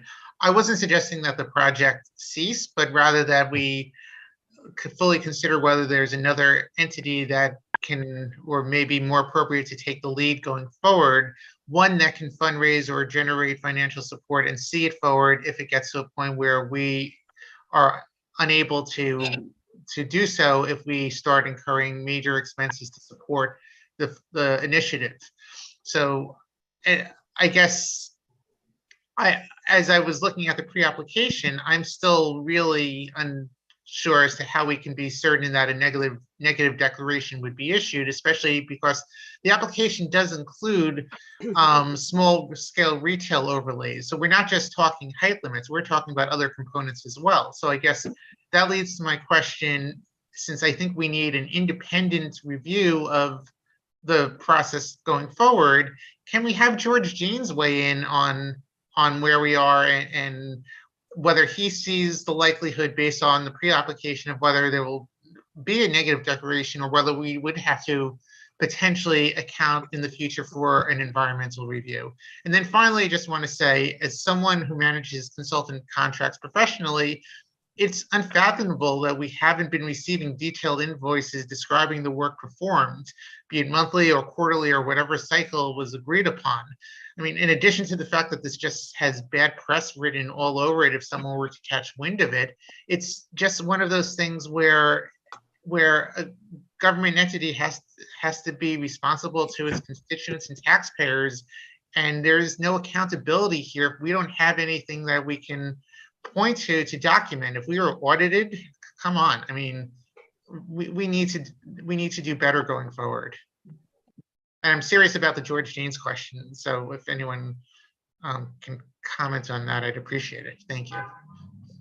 On George Janes, I'll just say, yeah, I think it's an option that would be spending.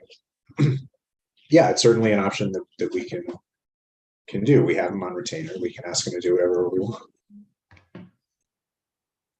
Thanks, Russell. And Mohit, and then Rebecca has one new item. Okay, thanks everyone. I'll try to keep this short. So I align myself with much of what we've heard this evening on this item, particularly what Craig just said around, really understanding the overall scope and cost of this over the next few years. And, if that goes beyond the fiscal capacity of CB8, then really, trying to find a community partner. And I think finding a community partner to support this financially, I think really does show that this is something the community supports, right? So I think that's a signal of support as well. A couple of very technical points. One is it seems that we only have about $10,000 to allocate to this. So in the October meeting, just to kind of clarify if that is what the resolution would be, something up to $10,000, since that is the allocation from Councilmember Menon, and we don't have any money left in the general fund for CB8, and the other $5,000 seems to be reserved for other types of uses.